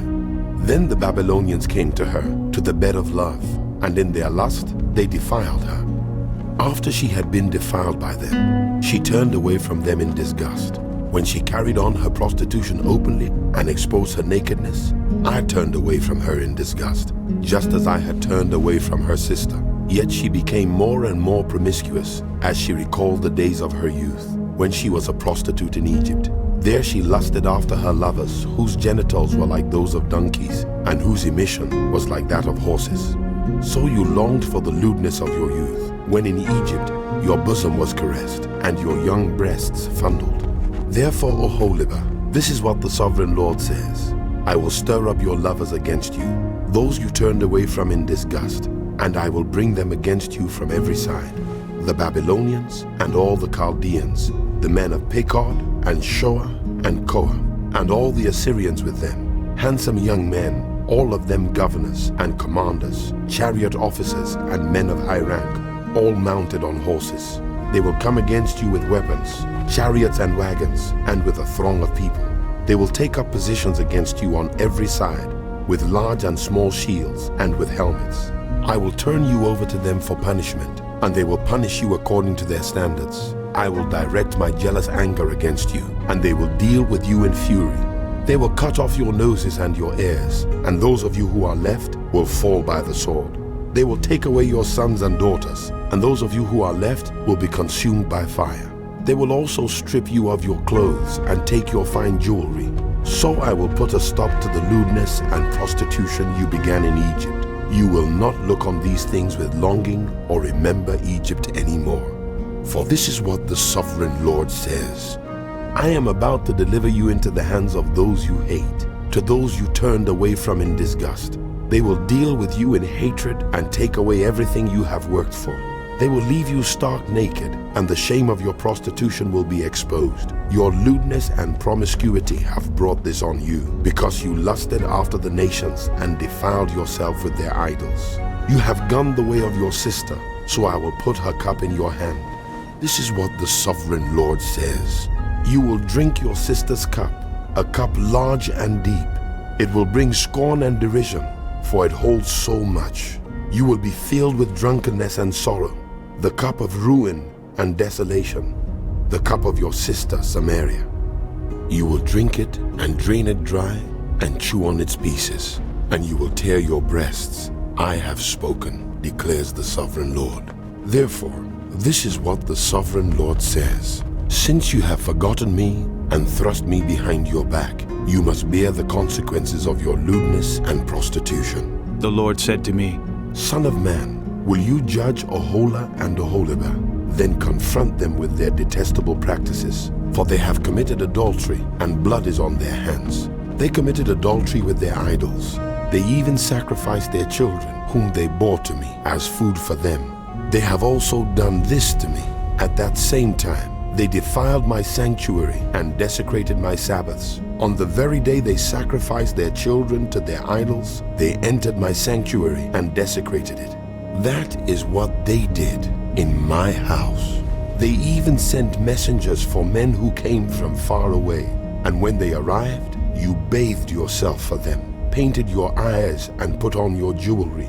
You sat on an elegant couch with a table spread before it, on which you had placed the incense and olive oil that belonged to me.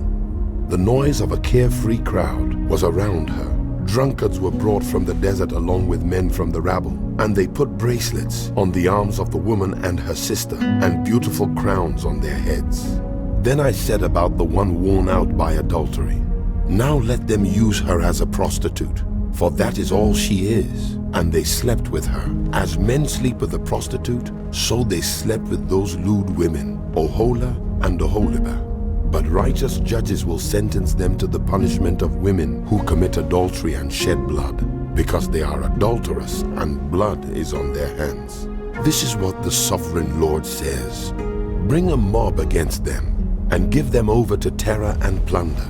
The mob will stone them and cut them down with their swords.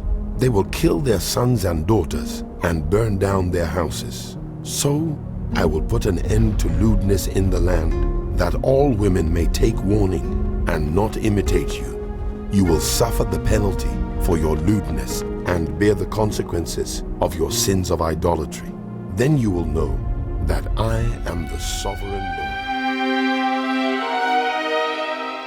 The book of Ezekiel continued.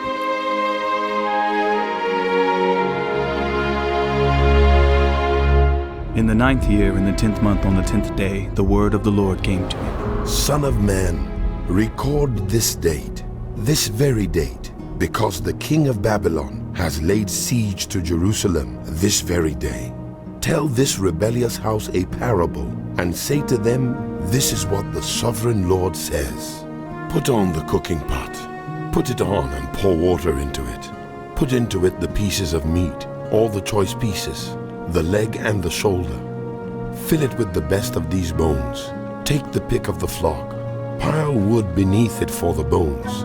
Bring it to a boil and cook the bones in it. For this is what the sovereign Lord says. Woe to the city of bloodshed, to the pot now encrusted, whose deposit will not go away. Take the meat out piece by piece, in whatever order it comes. For the blood she shed is in her midst. She poured it on the bare rock. She did not pour it on the ground, where the dust would cover it, to stir up wrath and take revenge. I put her blood on the bare rock, so that it would not be covered.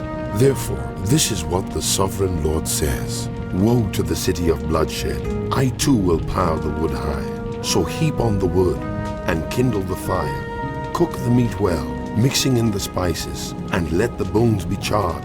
Then set the empty pot on the coals till it becomes hot, and its copper glows, so that its impurities may be melted and its deposit burned away. It has frustrated all efforts. Its heavy deposit has not been removed, not even by fire.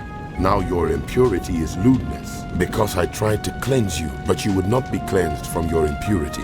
You will not be clean again until my wrath against you has subsided. I, the Lord, have spoken. The time has come for me to act. I will not hold back. I will not have pity, nor will I relent.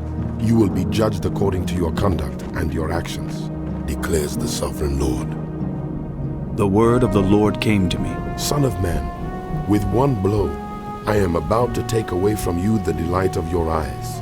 Yet do not lament or weep or shed any tears. Groan quietly. Do not mourn for the dead. Keep your turban fastened and your sandals on your feet. Do not cover your mustache and beard or eat the customary food of mourners. So I spoke to the people in the morning, and in the evening my wife died. The next morning I did as I had been commanded. Then the people asked me, Won't you tell us what these things have to do with us? Why are you acting like this? So I said to them, the word of the Lord came to me. Say to the house of Israel, this is what the sovereign Lord says. I am about to desecrate my sanctuary, the stronghold in which you take pride, the delight of your eyes, the object of your affection. The sons and daughters you left behind will fall by the sword, and you will do as I have done. You will not cover your mustache and beard, or eat the customary food of mourners. You will keep your turbans on your heads and your sandals on your feet. You will not mourn or weep, but will waste away because of your sins and groan among yourselves. Ezekiel will be a sign to you. You will do just as he has done. When this happens, you will know that I am the sovereign Lord. And you, son of man, on the day I take away their stronghold, their joy and glory, the delight of their eyes, their heart's desire, and their sons and daughters as well. On that day, a fugitive will come to tell you the news. At that time, your mouth will be open. You will speak with him and will no longer be silent. So you will be a sign to them, and they will know that I am the Lord. The word of the Lord came to me. Son of man, set your face against the Ammonites and prophesy against them. Say to them, hear the word of the sovereign Lord. This is what the sovereign Lord says. Because you said, Aha! Over my sanctuary when it was desecrated, and over the land of Israel when it was laid waste, and over the people of Judah when they went into exile. Therefore I am going to give you to the people of the east as a possession. They will set up their camps and pitch their tents among you. They will eat your fruit and drink your milk. I will turn Rabbah into a pasture for camels and Ammon into a resting place for sheep. Then you will know that I am the Lord. For this is what the sovereign Lord says. Because you have clapped your hands and stamped your feet, rejoicing with all the malice of your heart against the land of Israel, therefore I will stretch out my hand against you and give you as plunder to the nations. I will wipe you out from among the nations and exterminate you from the countries. I will destroy you, and you will know that I am the Lord. This is what the sovereign Lord says. Because Moab and Seir said, Look, the house of Judah has become like all the other nations. therefore I will expose the flank of Moab, beginning at its frontier towns, Beth Jeshimoth, Baal Meon, and Kiriathaim, the glory of that land. I will give Moab, along with the Ammonites, to the people of the east as a possession, so that the Ammonites will not be remembered among the nations. And I will inflict punishment on Moab. Then they will know that I am the Lord. This is what the sovereign Lord says. Because Edom took revenge on the house of Judah and became very guilty by doing so, therefore this is what the sovereign Lord says. I will stretch out my hand against Edom and kill its people and their animals. I will lay it waste, and from Teman to Dedan they will fall by the sword. I will take vengeance on Edom by the hand of my people Israel, and they will deal with Edom in accordance with my anger and my wrath. They will know my vengeance, declares the sovereign Lord. This is what the sovereign Lord says. Because the Philistines acted in vengeance and took revenge with malice in their hearts, and with ancient hostility sought to destroy Judah, therefore this is what the sovereign Lord says. I am about to stretch out my hand against the Philistines, and I will wipe out the Kerethites and destroy those remaining along the coast.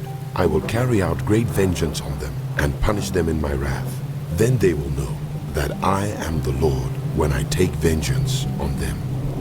In the 11th month of the 12th year, on the first day of the month, the word of the Lord came to me. Son of man, because Tyre has said of Jerusalem, Ha! The gate to the nations is broken, and its doors have swung open to me. Now that she lies in ruins, I will prosper.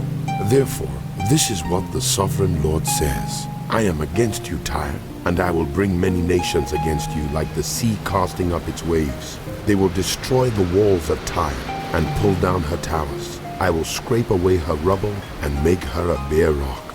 Out in the sea, she will become a place to spread fish nets, for I have spoken, declares the sovereign Lord. She will become plunder for the nations, and her settlements on the mainland will be ravaged by the sword. Then they will know that I am the Lord. For this is what the sovereign Lord says.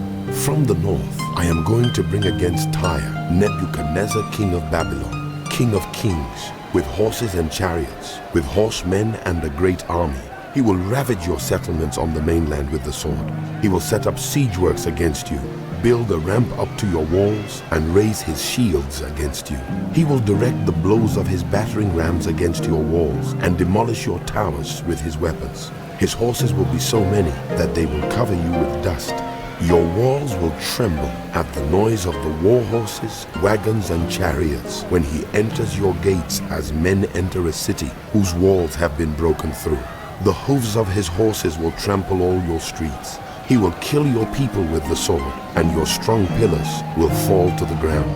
They will plunder your wealth and loot your merchandise. They will break down your walls and demolish your fine houses and throw your stones, timber, and rubble into the sea. I will put an end to your noisy songs, and the music of your harps will be heard no more. I will make you a bare rock, and you will become a place to spread fish nets. You will never be rebuilt, for I, the Lord, have spoken, declares the sovereign Lord. This is what the sovereign Lord says to Tyre. Will not the coastlands tremble at the sound of your fall, when the wounded groan and the slaughter takes place in you? Then all the princes of the coast will step down from their thrones and lay aside their robes and take off their embroidered garments. Clothed with terror, They will sit on the ground, trembling every moment, appalled at you. Then they will take up a lament concerning you and say to you, How you are destroyed, city of renown, peopled by men of the sea. You were a power on the seas, you and your citizens. You put your terror on all who lived there. Now the coastlands tremble on the day of your fall. The islands in the sea are terrified at your collapse. This is what the sovereign Lord says, when I make you a desolate city, like cities no longer inhabited, and when I bring the ocean depths over you, and its vast waters cover you, then I will bring you down with those who go down to the pit, to the people of long ago. I will make you dwell in the earth below, as in ancient ruins with those who go down to the pit, and you will not return or take your place in the land of the living. I will bring you to a horrible end, and you will be no more. You will be sought, but you will never again be found, declares the sovereign Lord. The word of the Lord came to me. Son of man, take up a lament concerning Tyre. Say to Tyre, situated at the gateway to the sea, merchant of peoples on many coasts. This is what the sovereign Lord says. You say, Tyre, I am perfect in beauty. your domain was on the high seas. Your builders brought your beauty to perfection. They made all your timbers of juniper from Sina. They took a cedar from Lebanon to make a mast for you. Of oaks from Bashan, they made your oars. Of cypress wood from the coasts of Cyprus, they made your deck inlaid with ivory. Fine embroidered linen from Egypt was your sail, and served as your banner. Your awnings were of blue and purple, from the coasts of Elisha. Men of Sidon and Arvad were your oarsmen. Your skilled men, Tyre, were aboard as your sailors. Veteran craftsmen of Byblos were on board as shipwrights to caulk your seams. All the ships of the sea and their sailors came alongside to trade for your wares. Men of Persia, Lydia, and Put served as soldiers in your army. They hung their shields and helmets on your walls, bringing you splendor. Men of Arvad and Helek guarded your walls on every side. Men of Gamad were in your towers. They hung their shields around your walls. They brought your beauty to perfection. Tarshish did business with you because of your great wealth of goods. They exchanged silver, iron, tin, and lead for your merchandise. Greece, Tubal, and Meshech did business with you. They traded human beings and articles of bronze for your wares. Men of Beth Togarmah exchanged chariot horses, cavalry horses, and mules for your merchandise. The men of Rhodes traded with you, and many coastlands were your customers. They paid you with ivory tusks and ebony. Aram did business with you because of your many products. They exchanged turquoise, purple fabric, embroidered work, fine linen, coral and rubies for your merchandise. Judah and Israel traded with you. They exchanged wheat from Minnith and confections, honey, olive oil, and balm for your wares. Damascus did business with you because of your many products and great wealth of goods. They offered wine from Helbon, wool from Zahar, and casks of wine from Izal in exchange for your wares. Wrought iron, cassia, and calamus. Dedan traded in saddle blankets with you. Arabia and all the princes of Kedar were your customers. They did business with you in lambs, rams, and goats. The merchants of Sheba and Rammah traded with you. For your merchandise, they exchanged the finest of all kinds of spices and precious stones and gold. Haran, Canaan, and Eden, and merchants of Sheba, Asher, and Kilmad traded with you.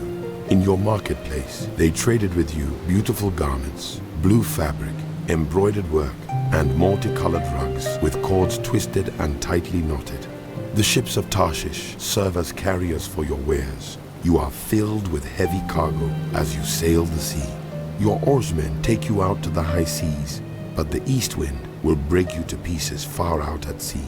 Your wealth, merchandise, and wares, your mariners, sailors, and shipwrights, your merchants and all your soldiers, and everyone else on board will sink into the heart of the sea on the day of your shipwreck. The shorelands will quake when your sailors cry out. All who handle the oars will abandon their ships. The mariners and all the sailors will stand on the shore. They will raise their voice and cry bitterly over you.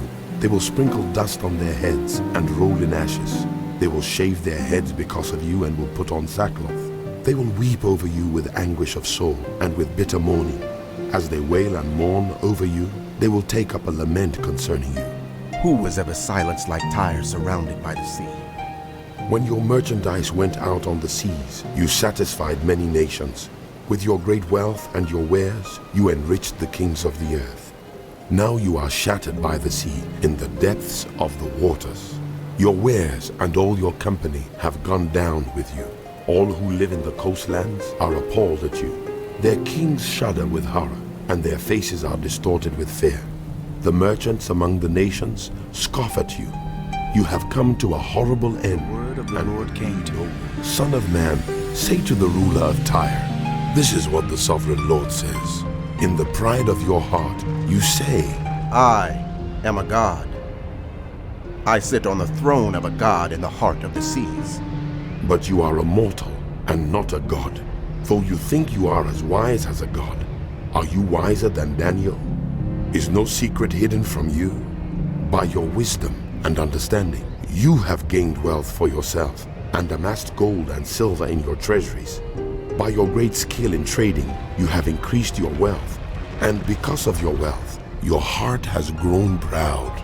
Therefore, this is what the sovereign Lord says. Because you think you are wise as a god, I am going to bring foreigners against you, the most ruthless of nations.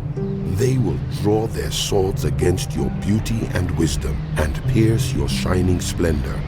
They will bring you down to the pit, and you will die a violent death in the heart of the seas. Will you then say, I am a god? In the presence of those who kill you, you will be but a mortal, not a god in the hands of those who slay you.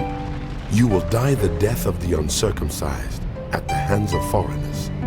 I have spoken, declares the sovereign Lord. The word of the Lord came to me. Son of man, take up a lament concerning the king of Tyre, and say to him, this is what the sovereign Lord says. You were the seal of perfection, full of wisdom and perfect in beauty.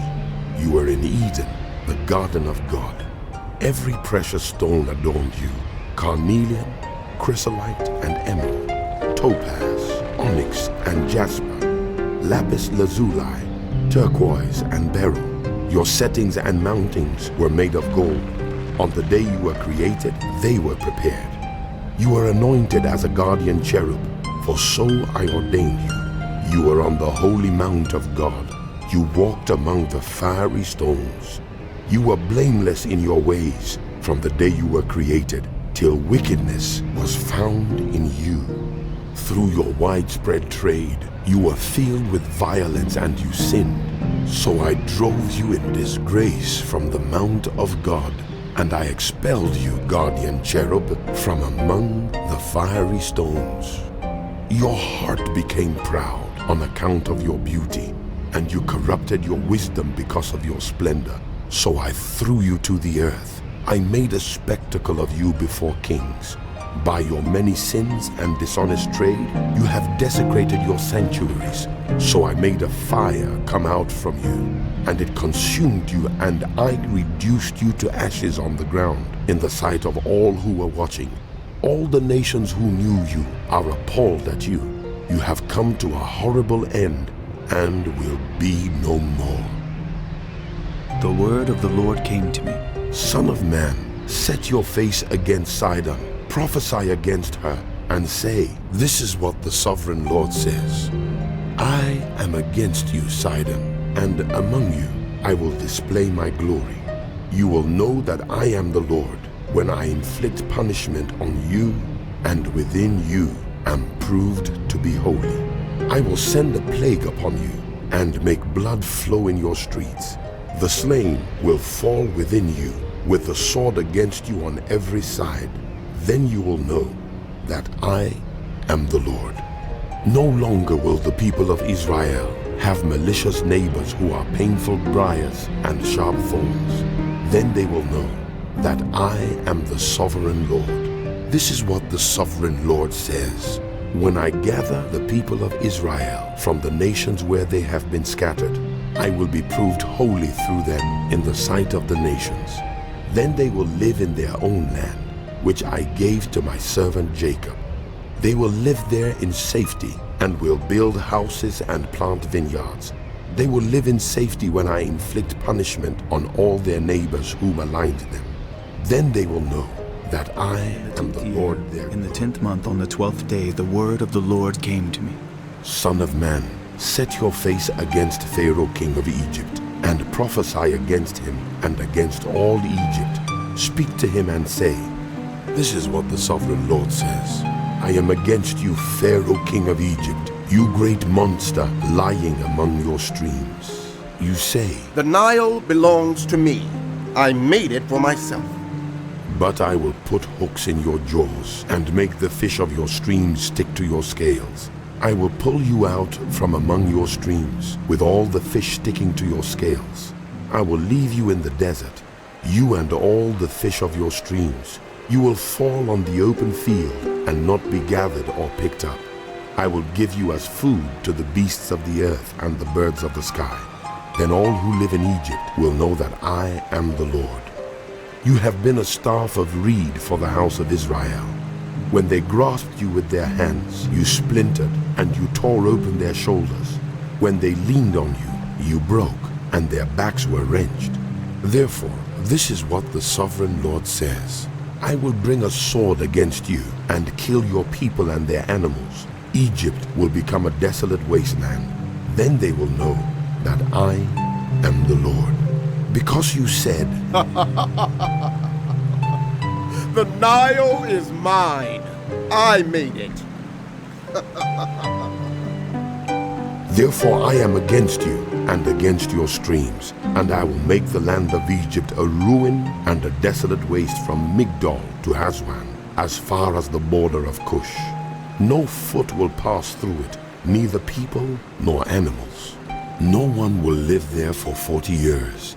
I will make the land of Egypt desolate among devastated lands, and her cities will lie desolate 40 years among ruined cities. And I will disperse the Egyptians among the nations and scatter them through the countries. Yet this is what the sovereign Lord says. At the end of 40 years, I will gather the Egyptians from the nations where they were scattered. I will bring them back from captivity and return them to Upper Egypt, the land of their ancestry. There they will be a lowly kingdom.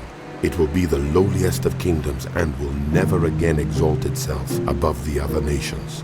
I will make it so weak that it will never again rule over the nations. Egypt will no longer be a source of confidence for the people of Israel, but will be a reminder of their sin in turning to her for help. Then they will know that I am the sovereign Lord. In the 27th year, in the 1st month, on the 1st day, the word of the Lord came to me. Son of man, Nebuchadnezzar, king of Babylon, drove his army in a hard campaign against Tyre. Every head was rubbed bare, and every shoulder made raw. Yet he and his army got no reward from the campaign he led against Tyre. Therefore, this is what the sovereign Lord says. I am going to give Egypt to Nebuchadnezzar, king of Babylon, and he will carry off its wealth. He will loot and plunder the land as pay for his army. I have given him Egypt as a reward for his efforts, because he and his army did it for me, declares the sovereign Lord. On that day I will make a horn grow for the house of Israel, and I will open your mouth among them. Then they will know that I am the Lord. The word of the Lord came to me. Son of man, prophesy and say, This is what the sovereign Lord says. Wail and say, Alas, for that day! For the day is near. The day of the Lord is near. A day of clouds, a time of doom for the nations. A sword will come against Egypt, and anguish will come upon Cush. When the slain fall in Egypt, her wealth will be carried away and her foundations torn down. Cush and Libya, Lydia and all Arabia, Cub and the people of the covenant land will fall by the sword along with Egypt. This is what the Lord says. The allies of Egypt will fall, and her proud strength will fail. From Migdol to Aswan, they will fall by the sword within her, declares the sovereign Lord. They will be desolate among desolate lands, and their cities will lie among ruined cities. Then they will know that I am the Lord, when I set fire to Egypt, and all her helpers are crushed. On that day, messengers will go out from me in ships to frighten Cush out of her complacency. Anguish will take hold of them on the day of Egypt's doom, for it is sure to come. This is what the sovereign Lord says. I will put an end to the hordes of Egypt by the hand of Nebuchadnezzar, king of Babylon. He and his army, the most ruthless of nations, will be brought in to destroy the land. They will draw their swords against Egypt and fill the land with the slain. I will dry up the waters of the Nile and sell the land to an evil nation. By the hand of foreigners I will lay waste the land and everything in it. I, the Lord, have spoken. This is what the sovereign Lord says. I will destroy the idols and put an end to the images in Memphis. No longer will there be a prince in Egypt, and I will spread fear throughout the land. I will lay waste Upper Egypt, set fire to Zoan, and inflict punishment on Thebes. I will pour out my wrath on Pelusium, the stronghold of Egypt, and wipe out the hordes of Thebes. I will set fire to Egypt. Pelusium will writhe in agony. Thebes will be taken by storm. Memphis will be in constant distress. The young men of Hylopolis and Bubastis will fall by the sword, and the cities themselves will go into captivity. Dark will be the day at Tahpanhes, when I break the yoke of Egypt. There her proud strength will come to an end. She will be covered with clouds, and her villages will go into captivity. So I will inflict punishment on Egypt, and they will know that I am the Lord. In the 11th year, in the first month on the 7th day, the word of the Lord came to me. Son of man, I have broken the arm of Pharaoh, king of Egypt. It has not been bound up to be healed, or put in a splint so that it may become strong enough to hold a sword. Therefore, this is what the sovereign Lord says. I am against Pharaoh, king of Egypt. I will break both his arms, the good arm as well as the broken one, and make the sword fall from his hand. I will disperse the Egyptians among the nations and scatter them through the countries. I will strengthen the arms of the king of Babylon and put my sword in his hand. But I will break the arms of Pharaoh, and he will groan before him like someone mortally wounded. I will strengthen the arms of the king of Babylon, but the arms of Pharaoh will fall limp. Then they will know that I am the Lord, when I put my sword into the hand of the king of Babylon, and he brandishes it against Egypt. I will disperse the Egyptians among the nations and scatter them through the countries. Then they will know that I am the Lord. In the 11th year, in the 3rd month on the 1st day, the word of the Lord came to me. Son of man, say to Pharaoh, king of Egypt, and to his hordes, who can be compared with you in majesty? Consider Assyria, once a cedar in Lebanon, with beautiful branches overshadowing the forest. It towered on high, its top above the thick foliage. The waters nourished it. Deep springs made it grow tall. Their streams flowed all around its base and sent their channels to all the trees of the field. So it towered higher than all the trees of the field. Its boughs increased and its branches grew long, spreading because of abundant waters. All the birds of the sky nested in its boughs. All the animals of the wild gave birth under its branches. All the great nations lived in its shade. It was majestic in beauty, with its spreading boughs, for its roots went down to abundant waters. The cedars in the garden of God could not rival it, nor could the junipers equal its boughs, nor could the plane trees compare with its branches. No tree in the garden of God could match its beauty. I made it beautiful with abundant branches, the envy of all the trees of Eden in the garden of God. Therefore, this is what the sovereign Lord says. Because the great cedar towered over the thick foliage, and because it was proud of its height, I gave it into the hands of the ruler of the nations, for him to deal with according to its wickedness. I cast it aside, and the most ruthless of foreign nations cut it down and left it. Its boughs fell on the mountains and in all the valleys. Its branches lay broken in all the ravines of the land. All the nations of the earth came out from under its shade and left it. All the birds settled on the fallen tree, and all the wild animals lived among its branches. Therefore, no other trees by the waters are ever to tower proudly on high, lifting their tops above the thick foliage. No other trees so well watered are ever to reach such a height. They are all destined for death, for the earth below, among mortals who go down to the realm of the dead. This is what the sovereign Lord says. On the day it was brought down to the realm of the dead, I covered the deep springs with mourning for it. I held back its streams, and its abundant waters were restrained. Because of it, I clothed Lebanon with gloom, and all the trees of the field withered away.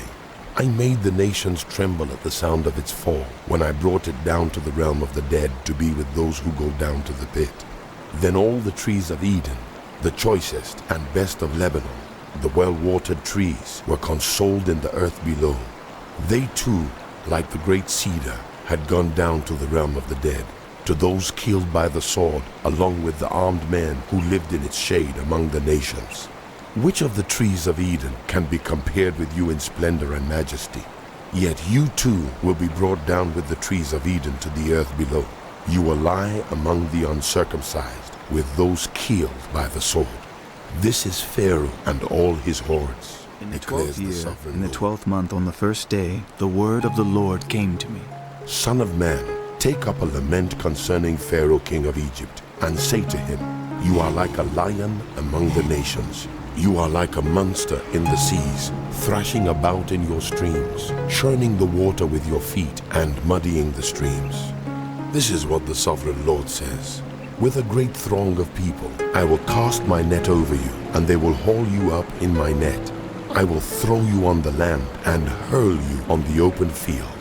I will let all the birds of the sky settle on you, and all the animals of the wild gorge themselves on you.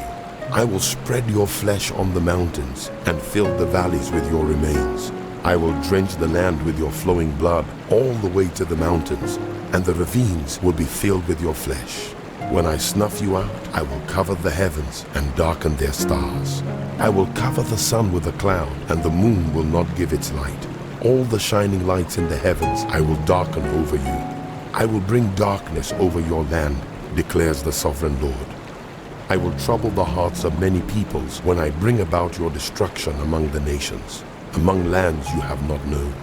I will cause many peoples to be appalled at you, and their kings will shudder with horror because of you when I brandish my sword before them. On the day of your downfall, each of them will tremble every moment for his life. For this is what the sovereign Lord says. The sword of the king of Babylon will come against you. I will cause your hordes to fall by the swords of mighty men, the most ruthless of all nations. They will shatter the pride of Egypt, and all her hordes will be overthrown. I will destroy all her cattle from beside abundant waters, no longer to be stirred by human feet or muddied by the hooves of cattle. Then I will let her waters settle and make her streams flow like oil, declares the sovereign Lord. When I make Egypt desolate and strip the land of everything in it, when I strike down all who live there, then they will know that I am the Lord. This is the lament they will chant for her. The daughters of the nations will chant it. For Egypt and all her hordes, they will chant it, declares the sovereign Lord. In the 12th year, on the 15th day of the month, the word of the Lord came to me. Son of man, wail for the hordes of Egypt, and consign to the earth below, both her and the daughters of mighty nations, along with those who go down to the pit. Say to them, are you more favored than others? Go down and be laid among the uncircumcised. They will fall among those killed by the sword. The sword is drawn. Let her be dragged off with all her hordes from within the realm of the dead. The mighty leaders will say of Egypt and her allies, They have come down, and they lie with the uncircumcised, with those killed by the sword. Assyria is there with her whole army. She is surrounded by the graves of all her slain, all who have fallen by the sword. Their graves are in the depths of the pit, and her army lies around her grave. All who had spread terror in the land of the living are slain. fallen by the sword. Elam is there, with all her hordes around her grave. All of them are slain, fallen by the sword. All who had spread terror in the land of the living went down uncircumcised to the earth below. They bear their shame with those who go down to the pit. A bed is made for her among the slain, with all her hordes around her grave. All of them are uncircumcised, killed by the sword. Because their terror had spread in the land of the living, they bear their shame with those who go down to the pit. They are laid among the slain. Meshech and Tubal are there, with all their hordes around their graves. All of them are uncircumcised, killed by the sword, because they spread their terror in the land of the living. But they do not lie with the fallen warriors of old, who went down to the realm of the dead with their weapons of war, their swords placed under their heads, and their shields resting on their bones. Though these warriors also had terrorized the land of the living, you too, Pharaoh, will be broken and will lie among the uncircumcised with those killed by the sword. Edom is there, her kings and all her princes. Despite their power, they are laid with those killed by the sword. They lie with the uncircumcised, with those who go down to the pit. All the princes of the north and all the Sidonians are there. They went down with the slain in disgrace, despite the terror caused by their power. They lie uncircumcised with those killed by the sword, and bear their shame with those who go down to the pit. Pharaoh, he and all his army will see them, and he will be consoled for all his hordes that were killed by the sword, declares the sovereign Lord. Although I had him spread terror in the land of the living, Pharaoh and all his hordes will be laid among the uncircumcised with those killed by the sword, declares the sovereign Lord. Son of man, speak to your people and say to them, when I bring the sword against the land, and the people of the land choose one of their men and make him their watchman, and he sees the sword coming against the land, and blows the trumpet to warn the people, then if anyone hears the trumpet but does not heed the warning, and the sword comes and takes their life, their blood will be on their own head. Since they heard the sound of the trumpet but did not heed the warning, their blood will be on their own head. If they had heeded the warning, they would have saved themselves. But if the watchman sees the sword coming and does not blow the trumpet to warn the people, and the sword comes and takes someone's life, that person's life will be taken because of their sin. But I will hold the watchman accountable for their blood. Son of man, I have made you a watchman for the house of Israel. So hear the word I speak, and give them warning from me. When I say to the wicked, you wicked people, you will surely die, and you do not speak out to dissuade them from their ways, those wicked people will die for their sins, and I will hold you accountable for their blood. But if you do warn the wicked to turn from their ways, and they do not do so, they will die for their sins, though you yourself will be saved. Son of man, say to the house of Israel, This is what you are saying. Our offenses and sins weigh us down, and we are wasting away because of them. How then can we live? say to them, as surely as I live, declares the sovereign Lord, I take no pleasure in the death of the wicked, but rather that they turn from their ways and live. Turn from your evil ways. Why will you die, house of Israel? Therefore, Son of man, say to your people, If someone who is righteous disobeys, that person's former righteousness will count for nothing. And if someone who is wicked repents, that person's former wickedness will not bring condemnation. The righteous, if they sin, will not be allowed to live because of their former righteousness. If I tell the righteous that they will surely live, but then they trust in their righteousness and do evil, none of the righteous things they have done will be remembered.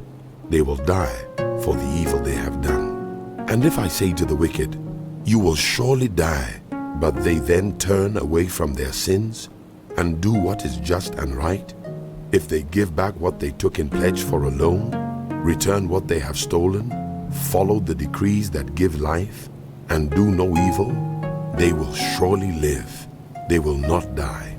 None of the sins they have committed will be remembered against them. They have done what is just and right. they will surely live. Yet your people say, The way of the Lord is not just. but it is their way that is not just. If the righteous turn from their righteousness and do evil, they will die for it. And if the wicked turn away from their wickedness and do what is just and right, they will live by doing so. Yet you say, House of Israel, The way of the Lord is not just. but I will judge each of you according to your own ways. In the 12th year of our exile, in the 10th month on the 5th day, a man who had escaped from Jerusalem came to me and said, The city has fallen.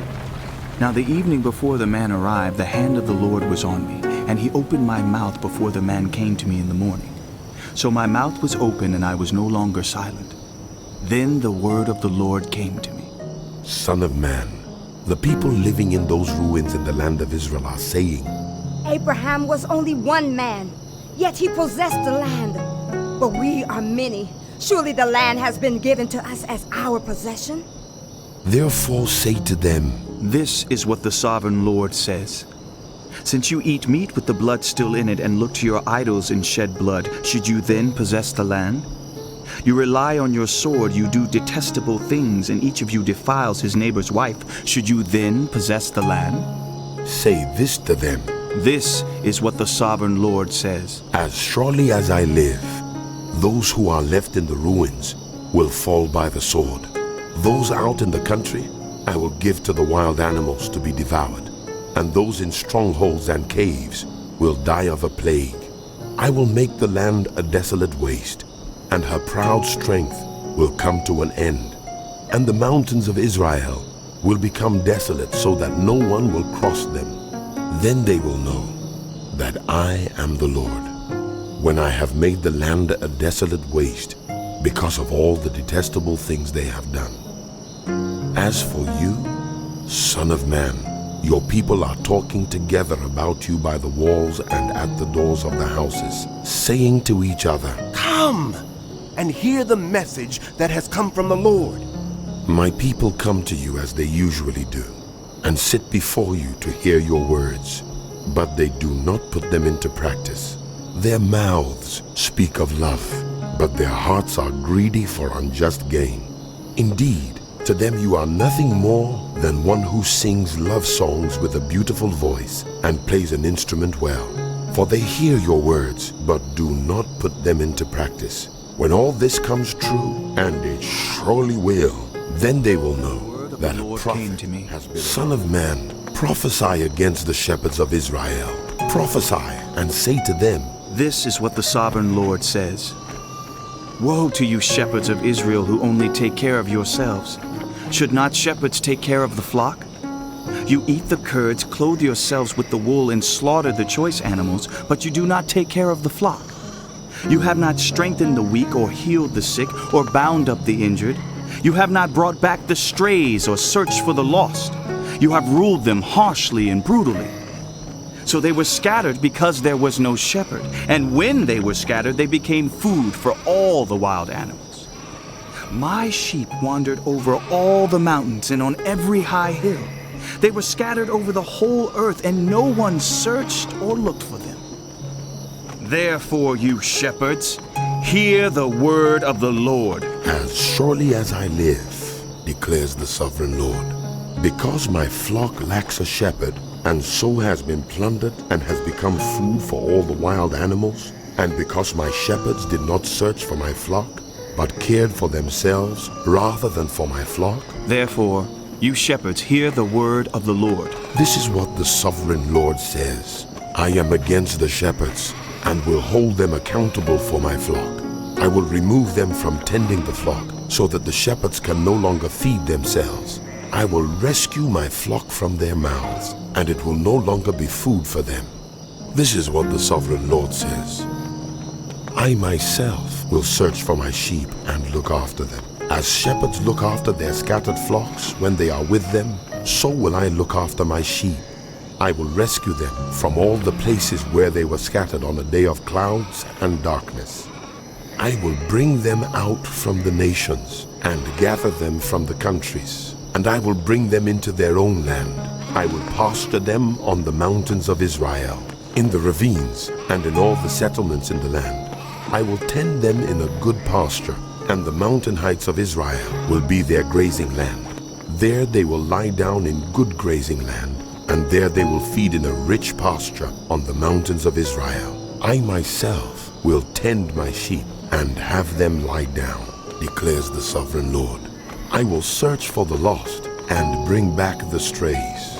I will bind up the injured and strengthen the weak, but the sleek and the strong I will destroy. I will shepherd the flock with justice. As for you, my flock, this is what the sovereign Lord says. I will judge between one sheep and another, and between rams and goats. Is it not enough for you to feed on the good pasture? Must you also trample the rest of your pasture with your feet? Is it not enough for you to drink clear water? Must you also muddy the rest with your feet? Must my flock feed on what you have trampled and drink what you have muddied with your feet? Therefore, this is what the sovereign Lord says to them. See, I myself will judge between the fat sheep and the lean sheep, because you shove with flank and shoulder, butting all the weak sheep with your horns until you have driven them away. I will save my flock, and they will no longer be plundered. I will judge between one sheep and another. I will place over them one shepherd, my servant David, and he will tend them. He will tend them and be their shepherd. I, the Lord, will be their God, and my servant David will be prince among them. I, the Lord, have spoken. I will make a covenant of peace with them and rid the land of savage beasts, so that they may live in the wilderness and sleep in the forests in safety. I will make them and the places surrounding my hill a blessing. I will send down showers in season. There will be showers of blessing. The trees will yield their fruit, and the ground will yield its crops. The people will be secure in their land. They will know that I am the Lord when I break the bars of their yoke and rescue them from the hands of those who enslave them. They will no longer be plundered by the nations, nor will wild animals devour them. They will live in safety, and no one will make them afraid.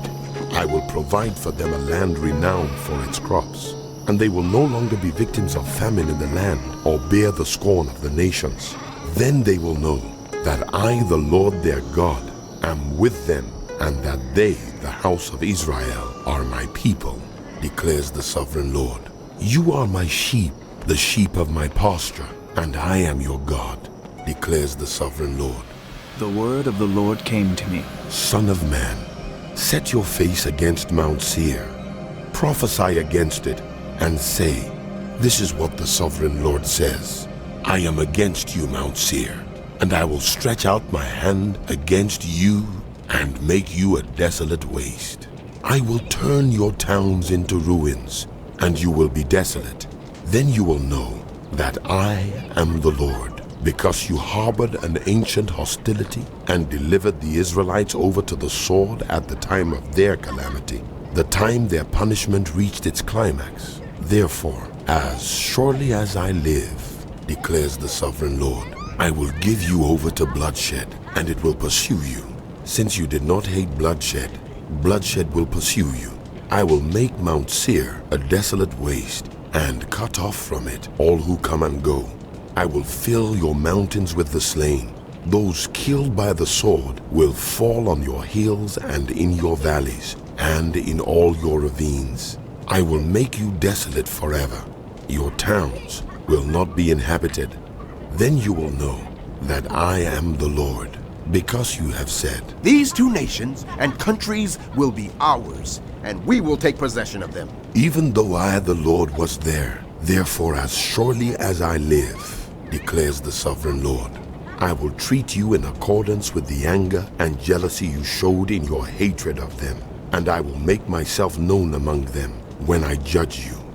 Then you will know that I, the Lord, have heard all the contemptible things you have said against the mountains of Israel. You said, They have been laid waste and have been given over to us to devour. you boasted against me and spoke against me without restraint, and I heard it. This is what the sovereign Lord says.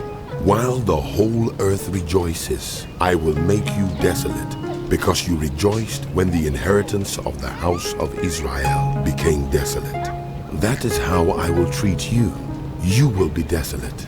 Mount Seir, you and all of Edom.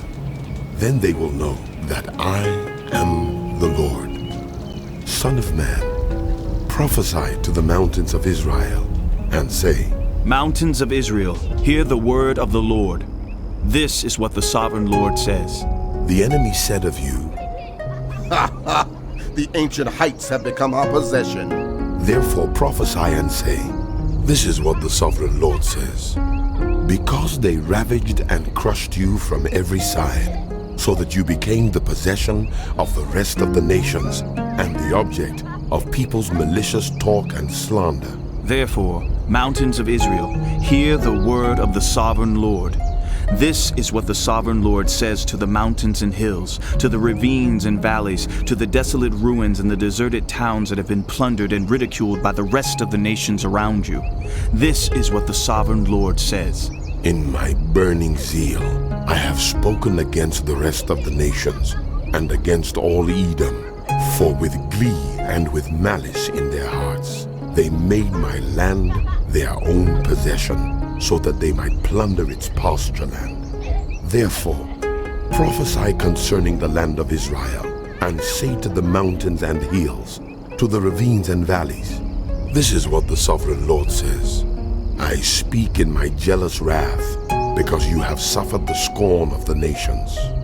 Therefore, this is what the sovereign Lord says. I swear with uplifted hand that the nations around you will also suffer scorn. But you, mountains of Israel, will produce branches and fruit for my people Israel, for they will soon come home. I am concerned for you, and will look on you with favor. You will be plowed and sown, and I will multiply the number of people living on you. Even the whole house of Israel, the towns will be inhabited, and the ruins rebuilt. I will increase the number of people and animals living on you, and they will be fruitful and become numerous. I will settle people on you as in the past, and will make you prosper more than before. Then you will know that I am the Lord. I will cause people, my people Israel, to live on you. They will possess you, and you will be their inheritance. You will never again deprive them of their children. This is what the sovereign Lord says. Because some say to you, You devour your people and deprive your nation of its children. Therefore, you will no longer devour people or make your nation childless, declares the sovereign Lord. No longer will I make you hear the taunts of the nations, and no longer will you suffer the scorn of the peoples or cause your nation to fall, declares the sovereign Lord. Again the word of the Lord came to me. Son of man, when the people of Israel were living in their own land, they defiled it by their conduct and their actions. Their conduct was like a woman's monthly uncleanness in my sight.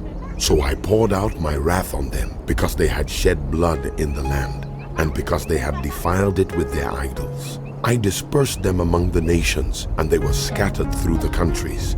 I judged them according to their conduct and their actions. And wherever they went among the nations, they profaned my holy name. For it was said of them, These are the Lord's people, and yet they had to leave his land. I had concern for my holy name, which the house of Israel profaned among the nations where they had gone. Therefore say to the house of Israel, This is what the sovereign Lord says.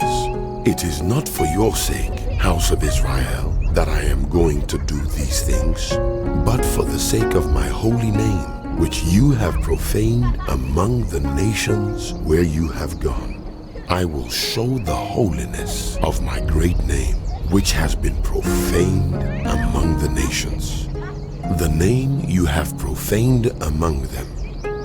Then the nations will know that I am the Lord, declares the sovereign Lord, when I am proved holy through you before their eyes. For I will take you out of the nations. I will gather you from all the countries and bring you back into your own land. I will sprinkle clean water on you, and you will be clean. I will cleanse you from all your impurities and from all your idols. I will give you a new heart and put a new spirit in you. I will remove from you your heart of stone and give you a heart of flesh. And I will put my spirit in you and move you to follow my decrees and be careful to keep my laws. Then you will live in the land I gave your ancestors. You will be my people, and I will be your God. I will save you from all your uncleanness. I will call for the grain and make it plentiful, and will not bring famine upon you. I will increase the fruit of the trees and the crops of the field, so that you will no longer suffer disgrace among the nations because of famine. Then you will remember your evil ways and wicked deeds, and you will loathe yourselves for your sins and detestable practices. I want you to know that I am not doing this for your sake, declares the sovereign Lord. Be ashamed and disgraced for your conduct, house of Israel. This is what the sovereign Lord says. On the day I cleanse you from all your sins, I will resettle your towns, and the ruins will be rebuilt. The desolate land will be cultivated instead of lying desolate in the sight of all who pass through it. They will say, This land that was laid waste has become like the Garden of Eden. The cities that were lying in ruins, desolate and destroyed, are now fortified and inhabited. Then the nations around you that remain will know that I, the Lord, have rebuilt what was destroyed and have replanted what was desolate. I, the Lord, have spoken, and I will do it. This is what the sovereign Lord says.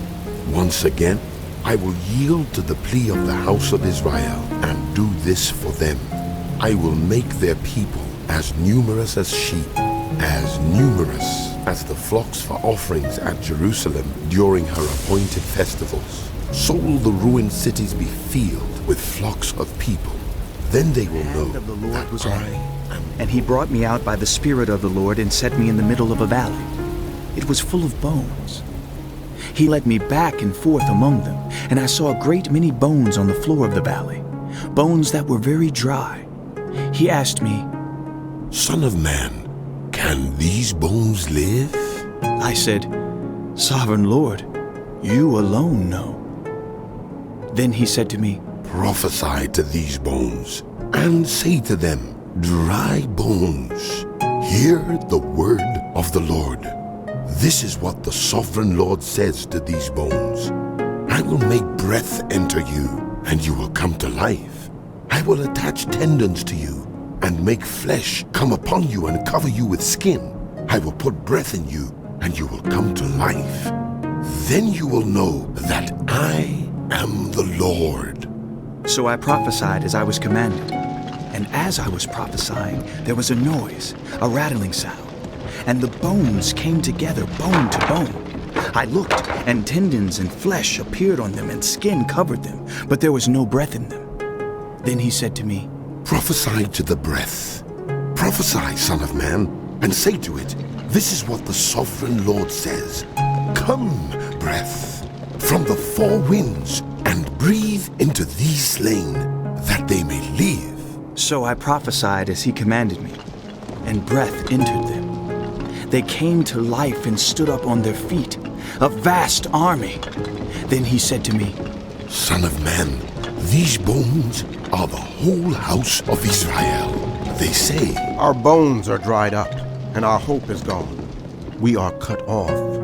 Therefore prophesy and say to them, This is what the sovereign Lord says.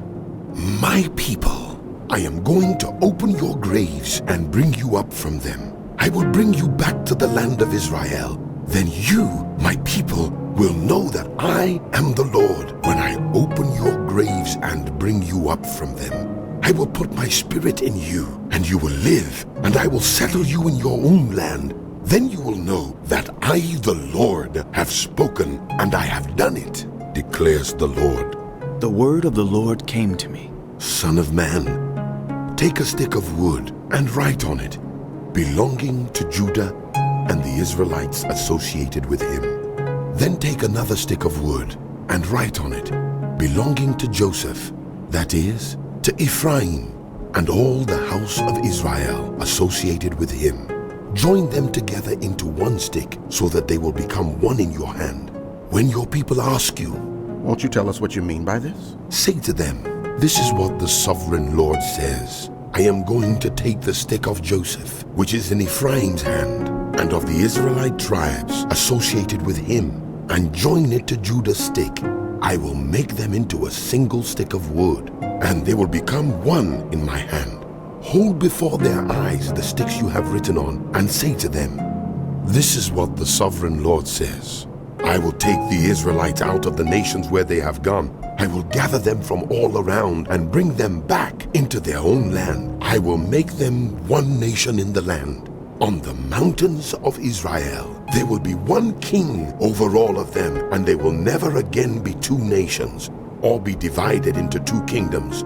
They will no longer defile themselves with their idols and vile images, or with any of their offenses, for I will save them from all their sinful backsliding, and I will cleanse them. They will be my people, and I will be their God. My servant David will be king over them, and they will all have one shepherd. They will follow my laws and be careful to keep my decrees. They will live in the land I gave to my servant Jacob, the land where your ancestors lived. They and their children and their children's children will live there forever, and David my servant will be their prince forever. I will make a covenant of peace with them. It will be an everlasting covenant. I will establish them and increase their numbers, and I will put my sanctuary among them forever. My dwelling place will be with them. I will be their God, and they will be my people. Then the nations will know that I, the Lord, make Israel holy, when my sanctuary is among them forever. The book of Ezekiel continued.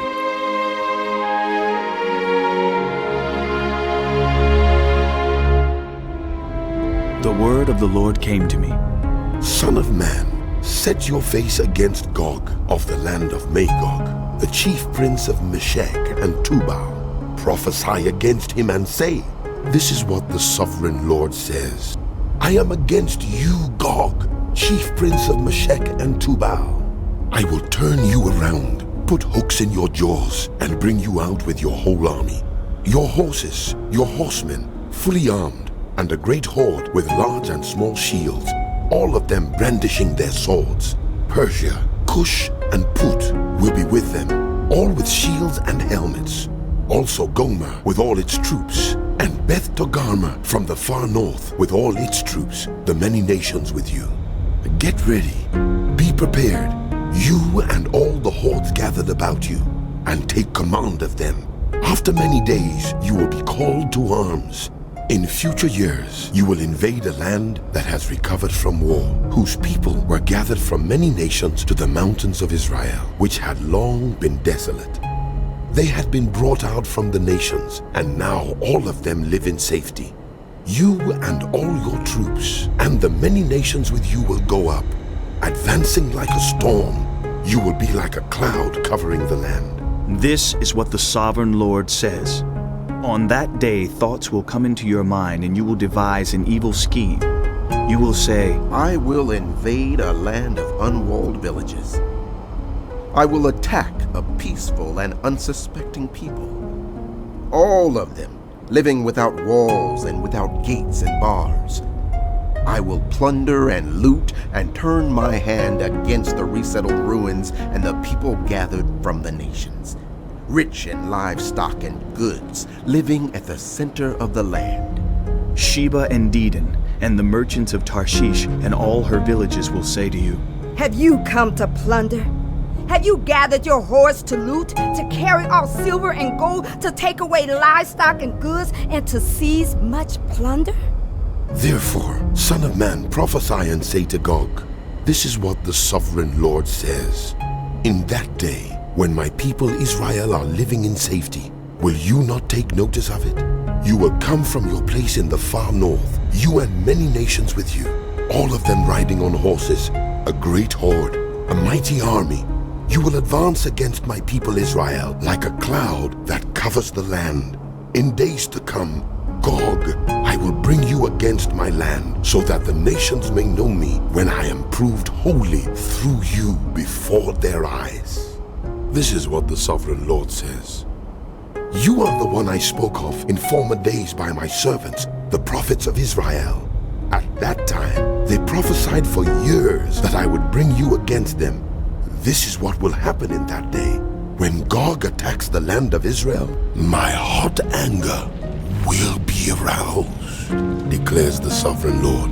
In my zeal and fiery wrath, I declare that at that time there shall be a great earthquake in the land of Israel. The fish in the sea, the birds in the sky, the beasts of the field, every creature that moves along the ground, and all the people on the face of the earth will tremble at my presence. The mountains will be overturned, the cliffs will crumble, and every wall will fall to the ground. I will summon a sword against Gog on all my mountains, declares the sovereign Lord. Every man's sword will be against his fellow. I will execute judgment on him with plague and bloodshed. I will pour down torrents of rain, hailstones, and burning sulfur on him, and on his troops, and on the many nations with him.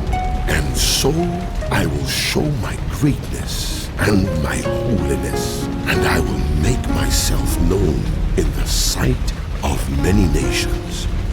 Then they will know that I am the man Lord. Prophesy against Gog and say, this is what the sovereign Lord says.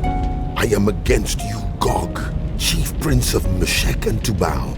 I will turn you around and drag you along. I will bring you from the far north and send you against the mountains of Israel. Then I will strike your bow from your left hand and make your arrows drop from your right hand. On the mountains of Israel you will fall, you and all your troops and the nations with you. I will give you as food to all kinds of carrion birds and to the wild animals. You will fall in the open field, for I have spoken, declares the sovereign Lord. I will send fire on Magog and on those who live in safety in the coastlands, and they will know that I am the Lord. I will make known my holy name among my people Israel. I will no longer let my holy name be profaned, and the nations will know that I, the Lord, am the Holy One in Israel. It is coming. It will surely take place, declares the sovereign Lord. This is the day I have spoken of. Then those who live in the towns of Israel will go out and use the weapons for fuel and burn them up, the small and large shields, the bows and arrows, the war clubs and spears. For 7 years they will use them for fuel. They will not need to gather wood from the fields or cut it from the forests, because they will use the weapons for fuel, and they will plunder those who plundered them and loot those who looted them, declares the sovereign Lord. On that day I will give Gog a burial place in Israel. In the valley of those who travel east of the sea, it will block the way of travelers, because Gog and all his hordes will be buried there. So it will be called the Valley of Hamon Gog. For 7 months, the house of Israel will be burying them in order to cleanse the land. All the people of the land will bury them, and the day I display my glory will be a memorable day for them, declares the sovereign Lord. People will be continually employed in cleansing the land. They will spread out across the land, and along with others they will bury any bodies that are lying on the ground. After the 7 months, they will carry out a more detailed search. As they go through the land, anyone who sees a human bone will leave a marker beside it, until the gravediggers bury it in the valley of Hamon Gog near a town called Pomona. And so they will cleanse the land. Son of man, this is what the sovereign Lord says. Call out to every kind of bird and all the wild animals. Assemble and come together from all around to the sacrifice I am preparing for you, the great sacrifice on the mountains of Israel. There you will eat flesh and drink blood. You will eat the flesh of mighty men and drink the blood of the princes of the earth, as if they were rams and lambs, goats and bulls, all of them fattened animals from Bashan. At the sacrifice I am preparing for you, you will eat fat till you are glutted and drink blood till you are drunk. At my table you will eat your fill of horses and riders, mighty men and soldiers of every kind, declares the sovereign Lord. I will display my glory among the nations, and all the nations will see the punishment I inflict and the hand I lay on them. From that day forward, the house of Israel will know that I am the Lord their God, and the nations will know that the people of Israel went into exile for their sin, because they were unfaithful to me. So I hid my face from them and handed them over to their enemies, and they all fell by the sword. I dealt with them according to their uncleanness and their offenses, and I hid my face from them. Therefore, this is what the sovereign Lord says: I will now restore the fortunes of Jacob, and will have compassion on all the people of Israel, and I will be zealous for my holy name. They will forget their shame and all the unfaithfulness they showed toward me when they lived in safety in their land, with no one to make them afraid.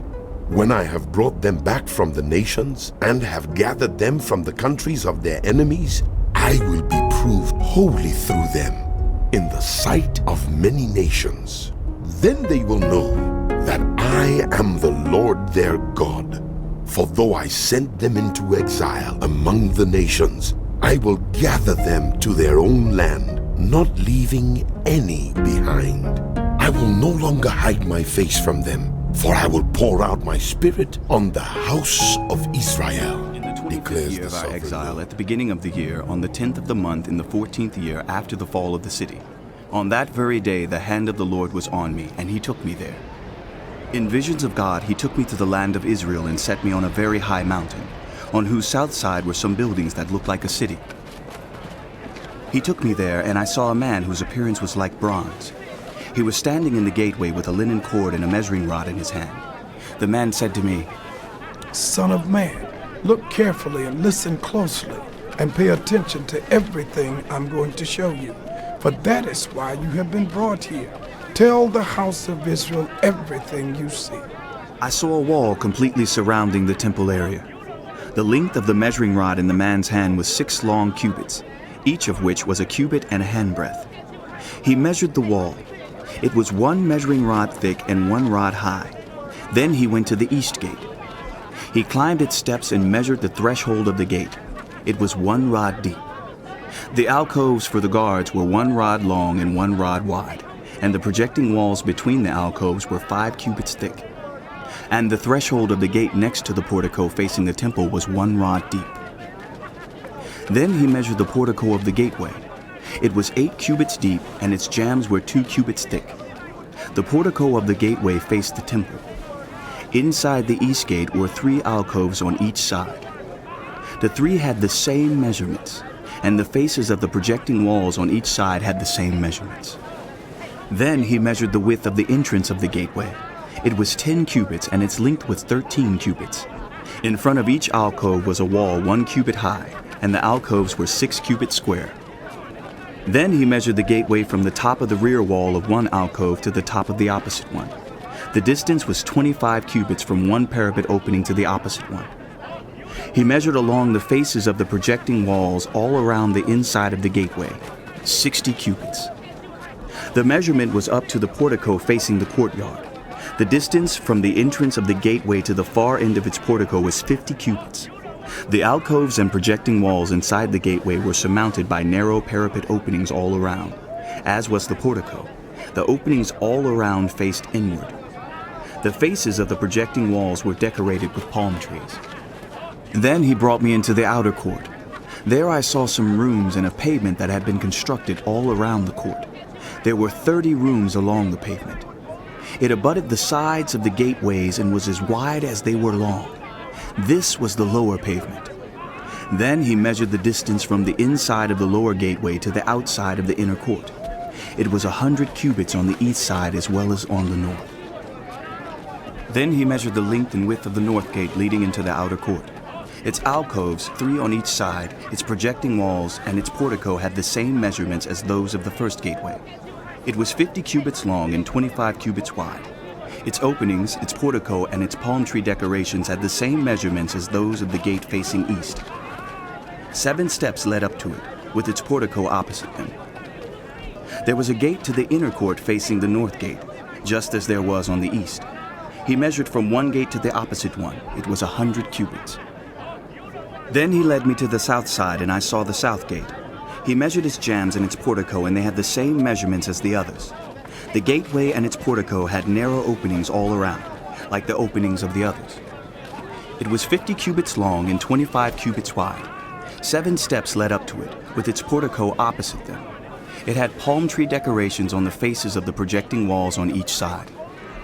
The inner court also had a gate facing south, and he measured from this gate to the outer gate on the south side. It was 100 cubits. Then he brought me into the inner court through the south gate, and he measured the south gate. It had the same measurements as the others. Its alcoves, its projecting walls, and its portico had the same measurements as the others. The gateway and its portico had openings all around. It was 50 cubits long and 25 cubits wide.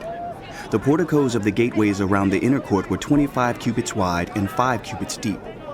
Its portico faced the outer court. Palm trees decorated its jambs, and 8 steps led up to it. Then he brought me to the inner court on the east side, and he measured the gateway. It had the same measurements as the others.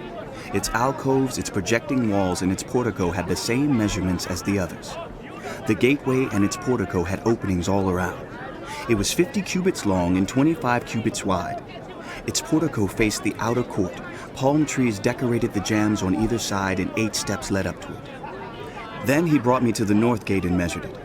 It had the same measurements as the others, as did its alcoves, its projecting walls, and its portico, and it had openings all around. It was 50 cubits long and 25 cubits wide. Its portico faced the outer court. Palm trees decorated the jambs on either side, and 8 steps led up to it. A room with a doorway was by the portico in each of the inner gateways where the burnt offerings were washed. In the portico of the gateway were 2 tables on each side, on which the burnt offerings, sin offerings, and guilt offerings were slaughtered. By the outside wall of the portico of the gateway, near the steps at the entrance of the north gateway were 2 tables, and on the other side of the steps were 2 tables. So there were 4 tables on one side of the gateway and 4 on the other, 8 tables in all, on which the sacrifices were slaughtered. There were also 4 tables of dressed stone for the burnt offerings, each a cubit and a half long, a cubit and a half wide, and a cubit high. On them were placed the utensils for slaughtering the burnt offerings and the other sacrifices. And double-pronged hooks, each a handbreadth long, were attached to the wall all around. The tables were for the flesh of the offerings. Outside the inner gate within the inner court were 2 rooms, one at the side of the north gate and facing south, and another at the side of the south gate and facing north. He said to me, The room facing south is for the priests who guard the temple, and the room facing north is for the priests who guard the altar. These are the sons of Zadok, who are the only Levites who may draw near to the Lord to minister before him. Then he measured the court. It was square, 100 cubits long and 100 cubits wide, and the altar was in front of the temple. He brought me to the portico of the temple and measured the jambs of the portico. They were 5 cubits wide on either side. The width of the entrance was 14 cubits, and its projecting walls were 3 cubits wide on either side. The portico was 20 cubits wide, and 12 cubits from front to back. It was reached by a flight of stairs, and there were pillars on each side. The main hall and measured the jambs. The width of the jambs was 6 cubits on each side. The entrance was 10 cubits wide, and the projecting walls on each side of it were 5 cubits wide. He also measured the main hall. It was 40 cubits long and 20 cubits wide. Then he went into the inner sanctuary and measured the jambs of the entrance. Each was 2 cubits wide. The entrance was 6 cubits wide, and the projecting walls on each side of it were 7 cubits wide. And he measured the length of the inner sanctuary. It was 20 cubits, and its width was 20 cubits across the end of the main hall. He said to me, This is the most holy place. Then he measured the wall of the temple.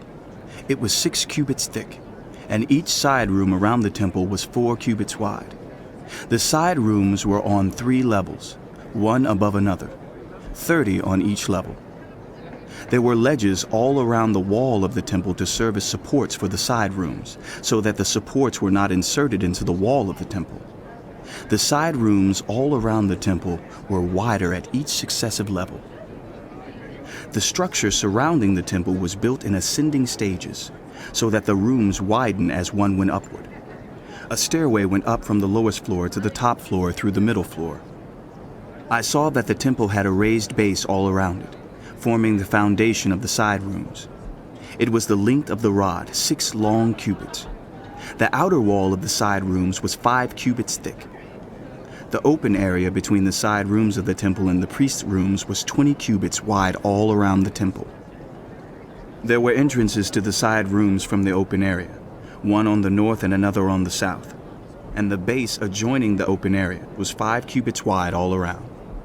The building facing the temple courtyard on the west side was 70 cubits wide. The wall of the building was 5 cubits thick all around, and its length was 90 cubits. Then he measured the temple.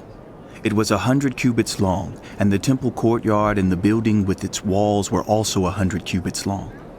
The width of the temple courtyard on the east, including the front of the temple, was 100 cubits. Then he measured the length of the building facing the courtyard at the rear of the temple.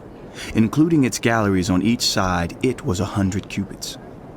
The main hall, the inner sanctuary, and the portico facing the court, as well as the thresholds and the narrow windows and galleries around the 3 of them. Everything beyond and including the threshold was covered with wood. The floor, the wall up to the windows, and the windows were covered. In the space above the outside of the entrance to the inner sanctuary, and on the walls at regular intervals all around the inner and outer sanctuary, were carved cherubim and palm trees. Palm trees alternated with cherubim. Each cherub had 2 faces, the face of a human being toward the palm tree on one side, and the face of a lion toward the palm tree on the other. They were carved all around the whole temple.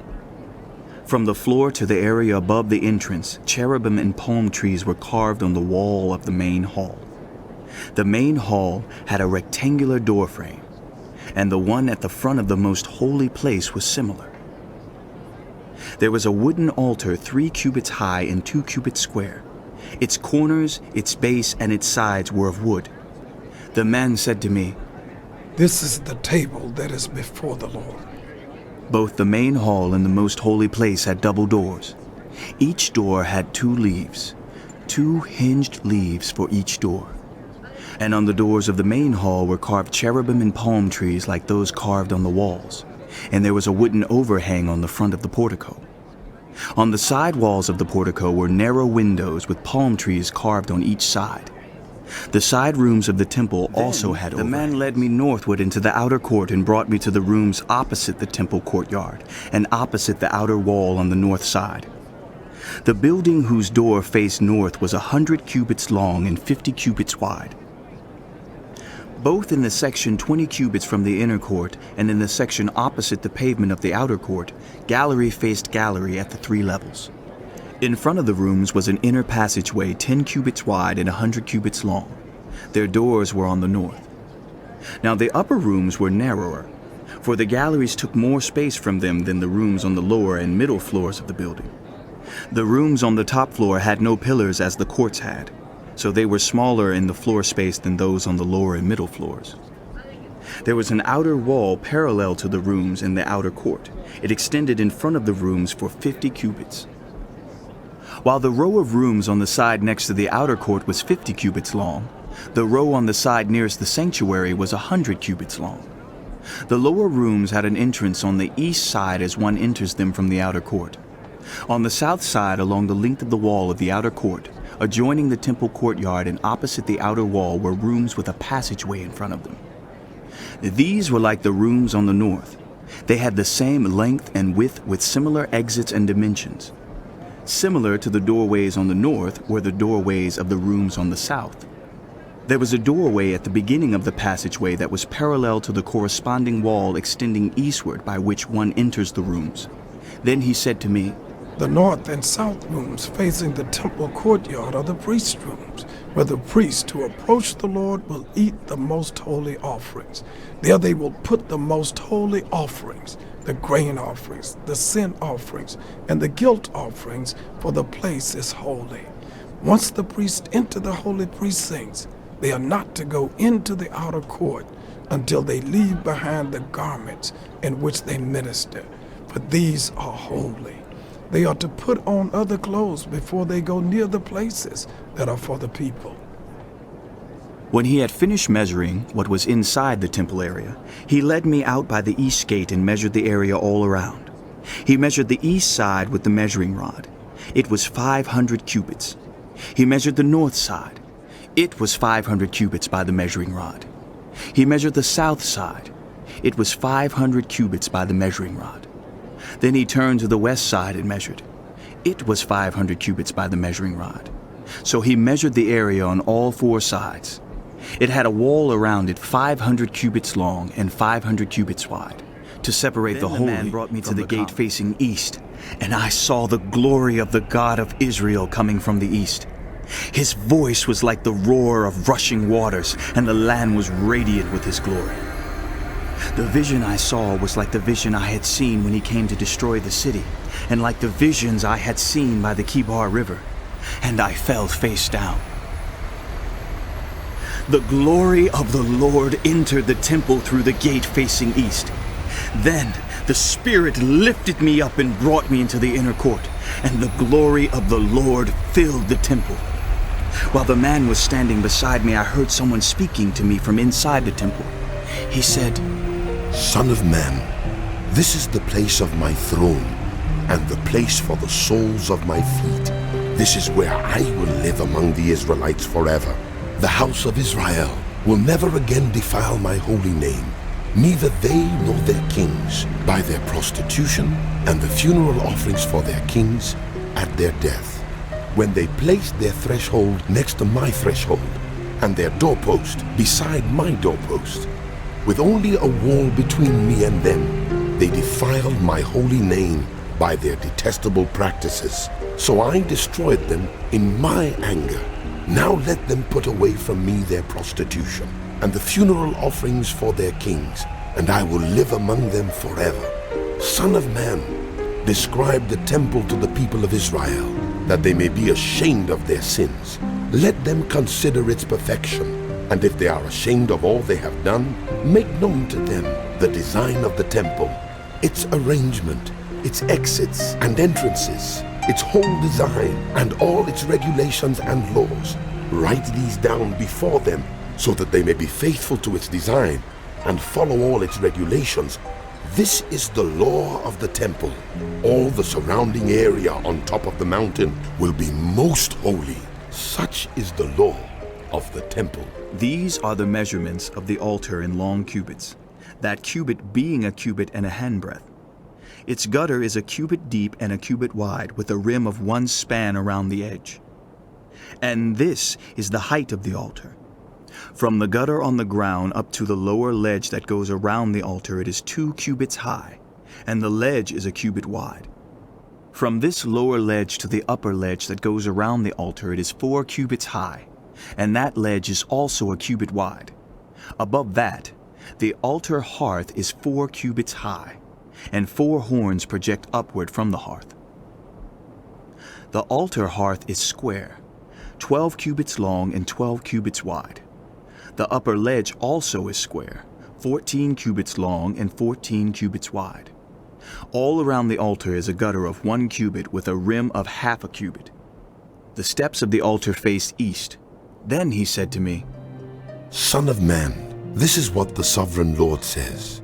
These will be the regulations for sacrificing burnt offerings and splashing blood against the altar when it is built. You are to give a young bull as a sin offering to the Levitical priests of the family of Zadok, who come near to minister before me, declares the sovereign Lord. You are to take some of its blood and put it on the 4 horns of the altar and on the 4 corners of the upper ledge and all around the rim, and so purify the altar and make atonement for it. You are to take the bull for the sin offering and burn it in the designated part of the temple area outside the sanctuary. On the 2nd day, you are to offer a male goat without defect for a sin offering, and the altar is to be purified as it was purified with the bull. When you have finished purifying it, you are to offer a young bull and a ram from the flock, both without defect. You are to offer them before the Lord, and the priests are to sprinkle salt on them and sacrifice them as a burnt offering to the Lord. For 7 days you are to provide a male goat daily for a sin offering. You are also to provide a young bull and a ram from the flock, both without defect. For 7 days they are to make atonement for the altar and cleanse it. Thus they will dedicate it. At the end of these days, from the 8th day on, the priests are to present your burnt offerings and fellowship offerings on the altar. Then I will accept you, declares the sovereign Lord. Then the man brought me back to the outer gate of the sanctuary, the one facing the east, and it was shut. The Lord said to me, This gate is to remain shut. It must not be opened. No one may enter through it. It is to remain shut because the Lord, the God of Israel, has entered through it. The prince himself is the only one who may sit inside the gateway to eat in the presence of the Lord. He is to enter by way of the portico of the gateway and go out the same way. Then the man brought me by way of the north gate to the front of the temple. I looked and saw the glory of the Lord filling the temple of the Lord, and I fell face down. The Lord said to me, Son of man, look carefully, listen closely, and give attention to everything I tell you concerning all the regulations and instructions regarding the temple of the Lord. Give attention to the entrance to the temple and all the exits of the sanctuary. Say to the rebellious house of Israel, This is what the sovereign Lord says. Enough of your detestable practices, house of Israel. In addition to all your other detestable practices, you brought foreigners, uncircumcised in heart and flesh, into my sanctuary, desecrating my temple while you offered me food, fat and blood, and you broke my covenant. Instead of carrying out your duty in regard to my holy things, you put others in charge of my sanctuary. This is what the sovereign Lord says. No foreigner, uncircumcised in heart and flesh, is to enter my sanctuary, not even the foreigners who live among the Israelites. The Levites, who went far from me when Israel went astray, and who wandered from me after their idols, must bear the consequences of their sin. They may serve in my sanctuary, having charge of the gates of the temple, and serving in it, they may slaughter the burnt offerings and sacrifices for the people, and stand before the people and serve them. But because they served them in the presence of their idols, and made the house of Israel fall into sin, therefore I have sworn with uplifted hand that they must bear the consequences of their sin, declares the sovereign Lord. They are not to come near to serve me as priests, or come near any of my holy things, or my most holy offerings. They must bear the shame of their detestable practices. And I will appoint them to guard the temple for all the work that is to be done in it. But the Levitical priests, who are descendants of Zadok, and who guarded my sanctuary when the Israelites went astray from me, are to come near to minister before me. They are to stand before me to offer sacrifices of fat and blood, declares the sovereign Lord. They alone are to enter my sanctuary. They alone are to come near my table to minister before me and serve me as guards. When they enter the gates of the inner court, they are to wear linen clothes. They must not wear any woolen garment while ministering at the gates of the inner court or inside the temple. They are to wear linen turbans on their heads and linen undergarments around their waists. They must not wear anything that makes them perspire. When they go out into the outer court, where the people are, they are to take off the clothes they have been ministering in, and are to leave them in the sacred rooms, and put on other clothes so that the people are not consecrated through contact with their garments. They must not shave their heads or let their hair grow long, but they are to keep the hair of their heads trimmed. No priest is to drink wine when he enters the inner court. They must not marry widows or divorced women. They may marry only virgins of Israelite descent or widows of priests. They are to teach my people the difference between the holy and the common, and show them how to distinguish between the unclean and the clean. In any dispute, the priests are to serve as judges and decide it according to my ordinances. They are to keep my laws and my decrees for all my appointed festivals, and they are to keep my Sabbaths holy. A priest must not defile himself by going near a dead person. However, if the dead person was his father or mother, son or daughter, brother or unmarried sister, then he may defile himself. After he is cleansed, he must wait 7 days. On the day he goes into the inner court of the sanctuary to minister in the sanctuary, he is to offer a sin offering for himself, declares the sovereign Lord. I am to be the only inheritance the priests have. You are to give them no possession in Israel. I will be their possession. They will eat the grain offerings, the sin offerings, and the guilt offerings. And everything in Israel devoted to the Lord will belong to them. The best of all the first fruits and of all your special gifts will belong to the priests. You are to give them the first portion of your ground meal, so that a blessing may rest on your household. The priest must not eat anything, whether bird or animal, found dead or torn as an inheritance. You are to present to the Lord a portion of the land as a sacred district, 25,000 cubits long and 20,000 cubits wide. The entire area will be holy. Of this, a section 500 cubits square is to be for the sanctuary, with 50 cubits around it for open land. In the sacred district, measure off a section 25,000 cubits long and 10,000 cubits wide. In it will be the sanctuary, the most holy place. It will be the sacred portion of the land for the priests who minister in the sanctuary and who draw near to minister before the Lord. It will be a place for their houses as well as a holy place for the sanctuary. An area 25,000 cubits long and 10,000 cubits wide will belong to the Levites who serve in the temple as their possession for towns to live in. You are to give the city as its property an area 5,000 cubits wide and 25,000 cubits long, adjoining the sacred portion. It will belong to the whole house of Israel. The prince will have the land bordering each side of the area formed by the sacred district and the property of the city. It will extend westward from the west side and eastward from the east side, running lengthwise from the western to the eastern border, parallel to one of the tribal portions.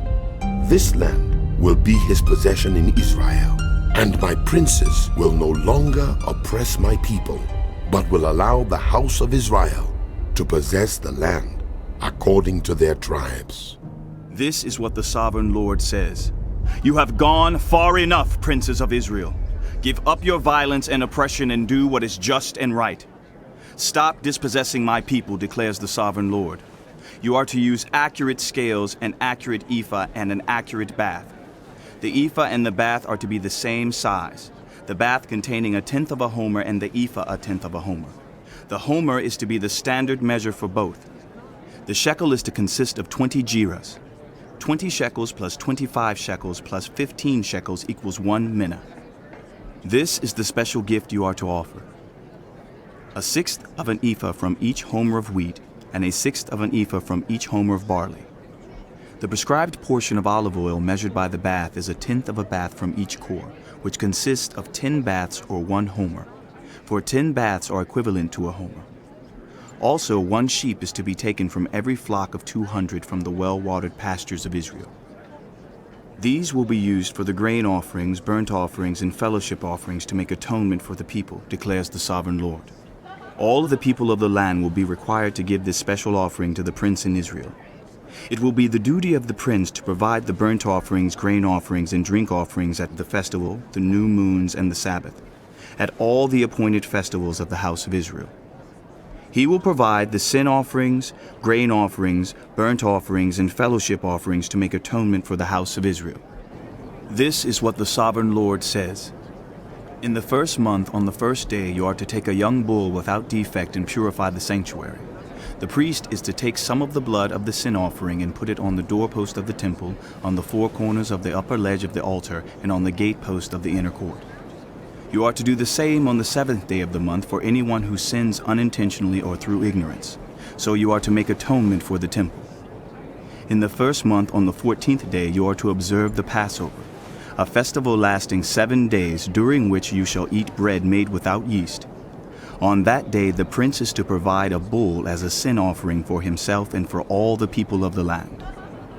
Every day during the 7 days of the festival, he is to provide 7 bulls and 7 rams without defect as a burnt offering to the Lord, and a male goat for a sin offering. He is to provide as a grain offering an ephah for each bull and an ephah for each ram, along with a hin of olive oil for each ephah. During the 7 days of the festival, which begins in the 7th month on the 15th day, he is to make the same provision for sin offerings, burnt offerings, grain offerings, and oil. This is what the sovereign Lord says. The gate of the inner court facing east is to be shut on the 6 working days, but on the Sabbath day and on the day of the new moon it is to be opened. The prince is to enter from the outside through the portico of the gateway and stand by the gatepost. The priest are to sacrifice his burnt offering and his fellowship offerings. He is to bow down in worship at the threshold of the gateway and then go out, but the gate will not be shut until evening. On the Sabbaths and the new moons, the people of the land are to worship in the presence of the Lord at the entrance of that gateway. The burnt offering the prince brings to the Lord on the Sabbath day is to be 6 male lambs and a ram, all without defect. The grain offering given with the ram is to be an ephah, and the grain offering with the lamb is to be as much as he pleases, along with a hin of olive oil for each ephah. On the day of the new moon, he is to offer a young bull, 6 lambs, and a ram, all without defect. He is to provide as a grain offering 1 ephah with the bull, 1 ephah with the ram, and with the lambs as much as he wants to give, along with a hin of oil for each ephah. When the prince enters, he is to go in through the portico of the gateway, and he is to come out the same way. When the people of the land come before the Lord at the appointed festivals, whoever enters by the north gate to worship is to go out the south gate, and whoever enters by the south gate is to go out the north gate. No one is to return through the gate by which he entered, but each is to go out the opposite gate. The prince is to be among them, going in when they go in and going out when they go out. At the feasts and the appointed festivals, the grain offering is to be an ephah with a bull, an ephah with a ram, and with the lambs as much as he pleases, along with a hin of oil for each ephah. When the prince provides a freewill offering to the Lord, whether a burnt offering or fellowship offerings, the gate facing east is to be open for him. He shall offer his burnt offering or his fellowship offerings as he does on the Sabbath day. Then he shall go out, and after he has gone out, the gate will be shut. Every day you are to provide a year-old lamb without defect for a burnt offering to the Lord. Morning by morning you shall provide it. You are also to provide with it morning by morning a grain offering, consisting of 1/6 of an ephah with 1/3 of a hin of oil to moisten the flour. The presenting of this grain offering to the Lord is a lasting ordinance. So the lamb and the grain offering and the oil shall be provided morning by morning for a regular burnt offering. This is what the sovereign Lord says. If the prince makes a gift from his inheritance to one of his sons, it will also belong to his descendants. It is to be their property by inheritance. If, however, he makes a gift from his inheritance to one of his servants, the servant may keep it until the year of freedom. Then it will revert to the prince. His inheritance belongs to his sons only. It is theirs. The prince must not take any of the inheritance of the people, driving them off their property. He is to give his sons their inheritance out of his own property, so that not one of my people will be separated from their property. Then the man brought me through the entrance at the side of the gate to the sacred rooms facing north, which belonged to the priests, and showed me a place at the western end. He said to me, This is the place where the priests are to cook the guilt offering and the sin offering and bake the grain offering to avoid bringing them into the outer court and consecrating the people. He then brought me to the outer court and led me around to its 4 corners, and I saw in each corner another court. In the 4 corners of the outer court were enclosed courts, 40 cubits long and 30 cubits wide. Each of the courts in the 4 corners was the same size. Around the inside of each of the 4 courts was a ledge of stone, with places for fire built all around under the ledge. He said to me, These are the kitchens where those who minister at the temple are to cook the sacrifices of the people. The man brought me back to the entrance to the temple, and I saw water coming out from under the threshold of the temple toward the east, for the temple faced east. The water was coming down from under the south side of the temple, south of the altar. He then brought me out through the north gate and led me around the outside to the outer gate facing east, and the water was trickling from the south side. As the man went eastward with a measuring line in his hand, he measured off 1,000 cubits and then led me through water that was ankle deep. He measured off another 1,000 cubits and led me through water that was knee deep. He measured off another 1,000 and led me through water that was up to the waist. He measured off another 1,000, but now it was a river that I could not cross because the water